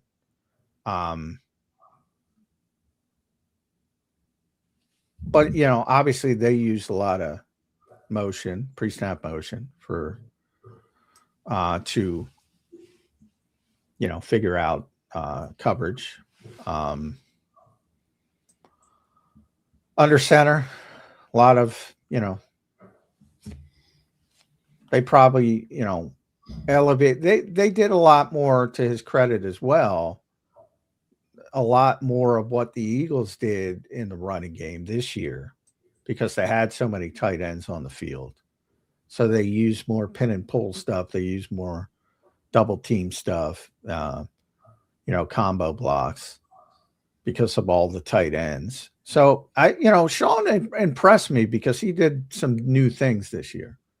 But I just find it ironic because he's honest about his route concepts, and because people kill the Eagles for their lack of route. He admits he's got 10 or 12. That's it. It's like Jimmy Johnson. It's like he had 3 running plays, He's got 10 or 12, and he changes personnel and changes formation. I think of the two, I think you're more likely to get a McVay-style offense than a Shanahan-style offense. We'll see what ends up happening with the Philadelphia Eagles this year. John, it's going to be a very interesting season next year and off season as we lead up to it. This was an interesting week. A lot of change this week, a lot of crazy storylines this week. Landon Dickerson today, we were talking about earlier in the show. If you missed that, could Landon retire? I guess that's not as out of the realm of possibility as we probably thought. I don't think that was on anybody's mind. Jeff Stoutland is out of here. And your offensive staff is starting to form, John. You got Sean Mannion. You got Ryan Mahaffey, who they brought in yesterday to be the run game coordinator and the tight ends coach. Ryan Mahaffey. We didn't talk enough about Ryan Mahaffey. He's a wide receivers coach for the last 2 years, and now he's the Philadelphia Eagles run game coordinator. Replacing Jeff Stoutland. What a world. What a world. I should have applied for that job. Yeah, you should have. You should have, J-Mac. I'm too old. They're not going to hire me. Dude, you're making me be a doom and gloom about this season. I think we might be cooked after listening. What? The guy, I'm not. He's got a unique background. I know we got to go, but he's got a unique background. Because he's coached tight ends, he's coached receivers, he's coached the offensive line for a brief period, and he's coached wide receivers. So it's rare that you see somebody bounce around like that. He was also an offensive coordinator in college, lower, northern Iowa, but still. But he goes from assistant offensive line coach in Green Bay to wide receivers coach. He was the wide receivers coach in 2024 and 2025, and now he's the Philadelphia Eagles run game coordinator and tight ends coach. Look, a lot of guys, especially younger in their career, some of them coach offense, some of them coach defense. They go both sides. The best coaches know it, all the positions. So there's a lot of positive to that, but it's just very rare where you see somebody go from a wide receivers coach to a run game coordinator and then replace Jeff Stoutland. But clearly they want a guy who understands the scheme they want to run, and he does. So is he a better run game coordinator than Jeff Stoutland? Probably not. But is he a better run game coordinator in this scheme? Probably. Not probably, because Jeff doesn't want to run it. Man, it's going to be interesting. John, recap real quick the coaching. So what's the changes then? Is Leffler out? He's out, right? I saw somebody report it yesterday, but it wasn't like a Philly guy or like what? I don't know. I forget who it was. Well, he's obviously out. I haven't seen anybody report it. They hired. They're interviewing quarterbacks. It was like Football Scoop, who's Scott Roussel. I don't know if you know who that is. Oh yeah, Football Scoop knows what he's talking about. So if he reported it, he put out that Eagles are parting ways with quarterback Scott Leffler, according to Football. Yeah, Scoop. I mean, yeah, Football Scoop is very in tune to the college stuff. So yeah, they know, and obviously, yeah, I mean, there's no secret they were moving on. And the same thing, they haven't actually moved on from Parks Frazier as the passing game coordinator, but they hired a passing game coordinator. So Parks Frazier isn't going to be back. And they hired a tight ends coach. So Jason Michael isn't going to be back, but they haven't. And there's a possibility guys can shift positions. So you can't say until it's official. You can't say with 100%, but you can be pretty comfortable saying, yeah, that Scott Leffler is not going to be back. So Leffler's out. Parks Frazier's out. Stoutland is out. Jason Michael's out. Everybody's out. Everybody's gone. Yeah, Offense is gone. They're changing. They're changing the offense. Yep. We'll see. All right, John, your final thoughts on a chaotic week in Eagle Land. My final thoughts are I got to figure out how to work StreamYard better. Case of emergency. Case of emergency. I go down. We're cooked. Look at the stuff here at the bottom. Let me see. Does this work? No. What is that? What did I do? No. It's the graphic. There's screens, which is you and I, and then there's overlays. So graphics that lay on top of our screens. I get it, but what I need. What no, I'm saying is, even if you become full screen, but the graphic is still there, you're split screen. See that? Is this what it looked like when I left? Yes. This is presumably what it looked like when I left. Yes. Now, if you go to the media assets and click off the screen, the one I showed you, the last one, I deleted a couple of them. All right, there we go. There you go. All right. Now you're no. There we go. There we go. That's all I was looking for. That's all I need. You kind of dropped the graphic. It's the overlay. It's the overlay that was your problem, because that will stay above everything. That's what that means, basically, overlay. All right, John, a little StreamYard, back. Little StreamYard lesson for you on the way out the door. John, have a good weekend, my friend. If we have breaking news, I'll talk to you. I doubt it. Actually, if we get breaking news in the middle of a Saturday, which I don't think we will, I will not be available. I have pre-Cana tomorrow. So I have an all-day event tomorrow. I am nowhere near the computer for the first time in a long time. All right. Well, enjoy getting away. This team will probably, at this point, so if you hire a running back coach or a wide receivers coach, it's not exactly groundbreaking. So I think most of the big stuff, I think you'll be fine. We'll see. All right, John, good show, man. I'll talk to you on Monday. All right, see y'all. All right, thanks, dude. There's John McMullen joining us right here on Birds 365. Good show today. Sorry, everybody, about my internet dropout. I think I got it all fixed up, squared away now. I do apologize for that. It was out longer than I expected it to be out. Okay, so I do apologize for that. Appreciate J-Mac. Fleming, stop it. Oh, man, there's too much shit, Fleming. You got me laughing now, man. Oh, crap. There's a lot going on in Eagle Land, brothers and sisters. All right? You're not there. You're not. There's a lot going on in Eagle Land. All right?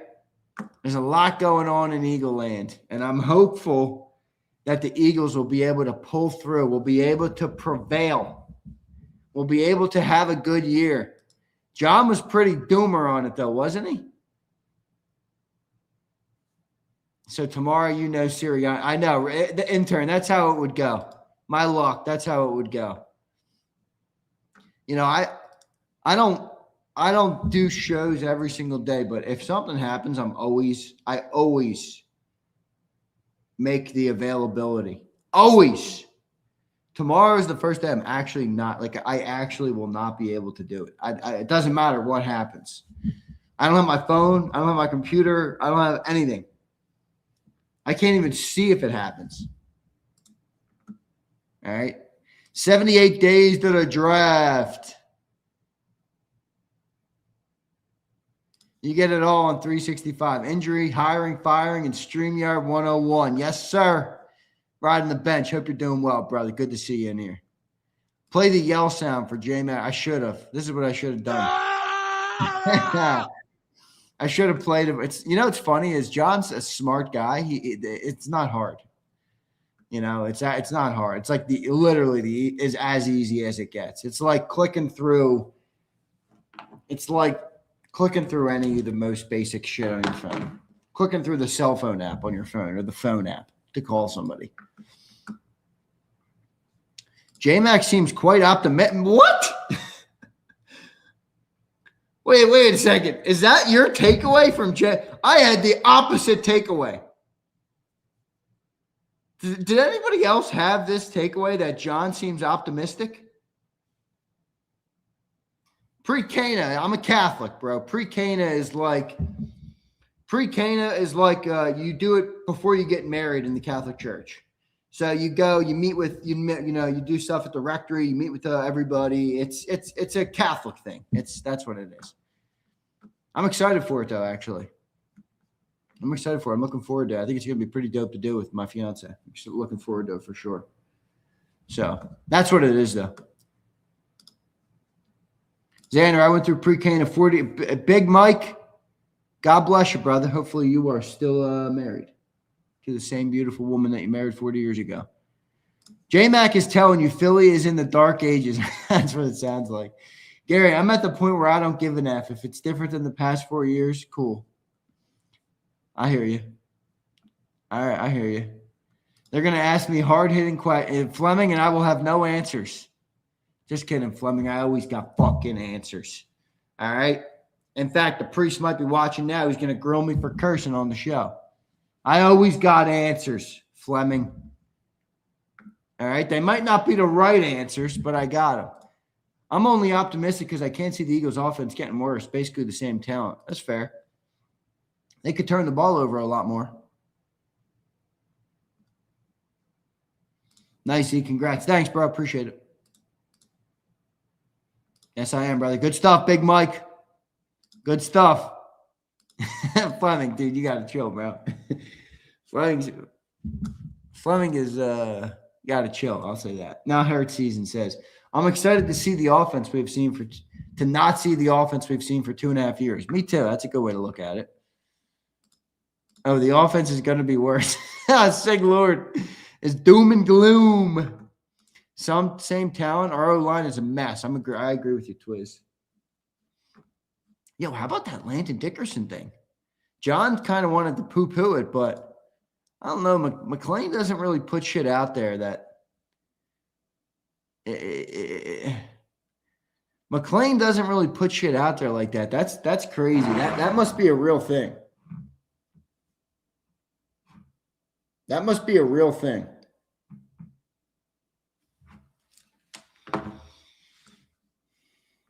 We're doomed. O-line walking out the door with no way to replace him.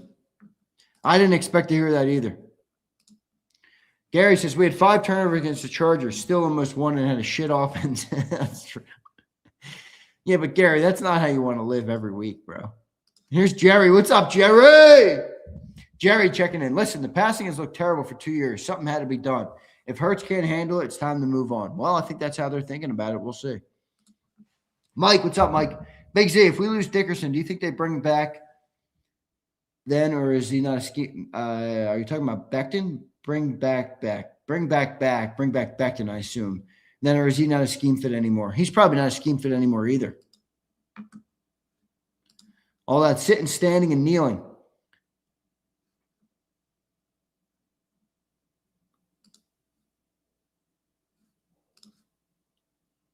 Rasputin says, I looked more lost than KP on that fourth down play than when I had to take my kid to get baptized in my wife's Catholic church. Well, you ought to read about the Catholic Church, the beauty of the Catholic Church. My favorite part about my life is my Catholic faith. I absolutely love the Catholic faith. Doesn't mean it's perfect. It doesn't mean it has been perfect. I don't, people always hit me with that. Well, what do you think about this? I'm like, yeah, all right. Not perfect. Any man-made institution is not perfect. Or man-sustained institution, I should say. Christ-made institution. Man-made. Man sustains, though. Here's Fleming. Sitting, standing, and kneeling is Nick Sirianni's job. Yeah. I just didn't know the ceremonies. Yeah, I got you. I mean, if you don't know it, you're not going to know it. Yeah. I love it, though. I'm just saying. I love it. I think it's very powerful. Very powerful. The only religion, the only sector of Christianity that dates directly, the succession can traces back directly to Christ.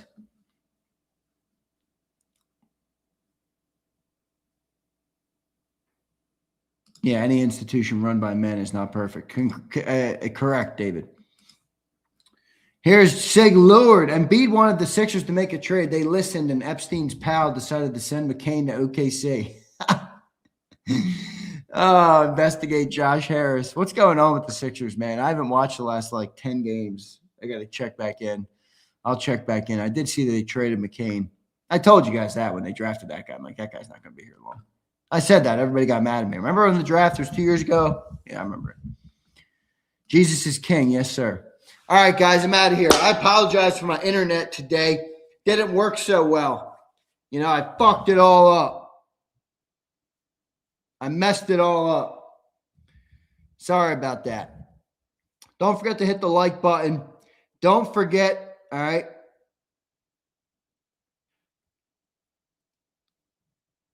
Twiz, you're right about Catholics bending the knee too much. Look at Notre Dame. I criticize Notre Dame for that same reason. Twiz. They tell the traditional people that they shouldn't be so traditional. I think it's bullshit. I agree with you, Twiz. All right, guys. I love all you guys. Appreciate it. Hit the like button. Have a great weekend. Enjoy the Super Bowl. I'm going to take the Patriots. I forgot to ask John. I can't believe it, but we all know he's picking the Seahawks. I'm taking the Patriots. I know. The Seahawks are the better team. I know. I like the Patriots. I like Drake May. I like Mike Vrabel. I like Milton Williams. I think Stephon Diggs had a great year.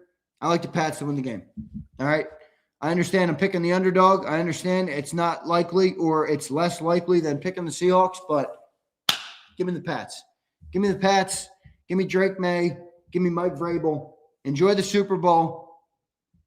It's banging. I have my setup this weekend. I'm going to have me and my fiance.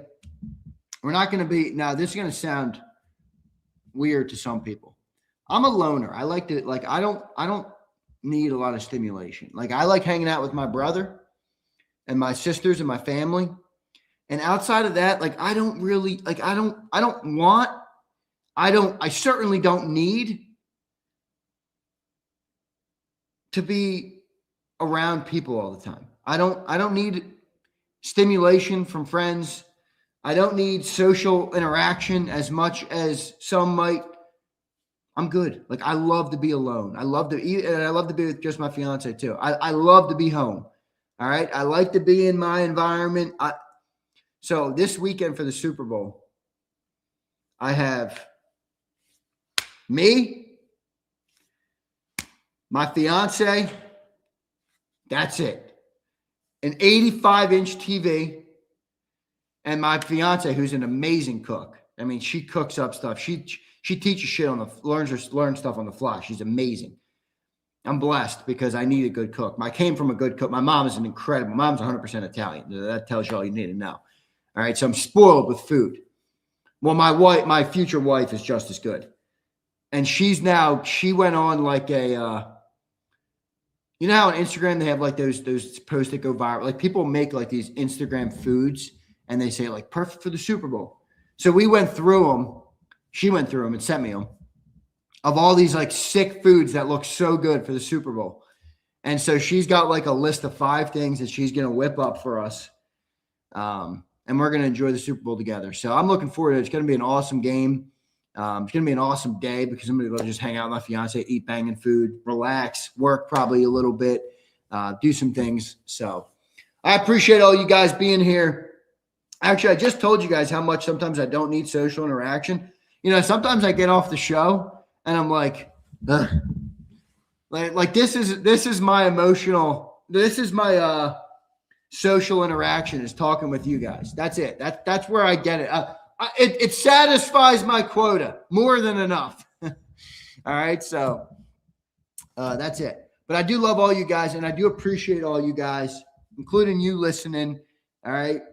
Thank you all.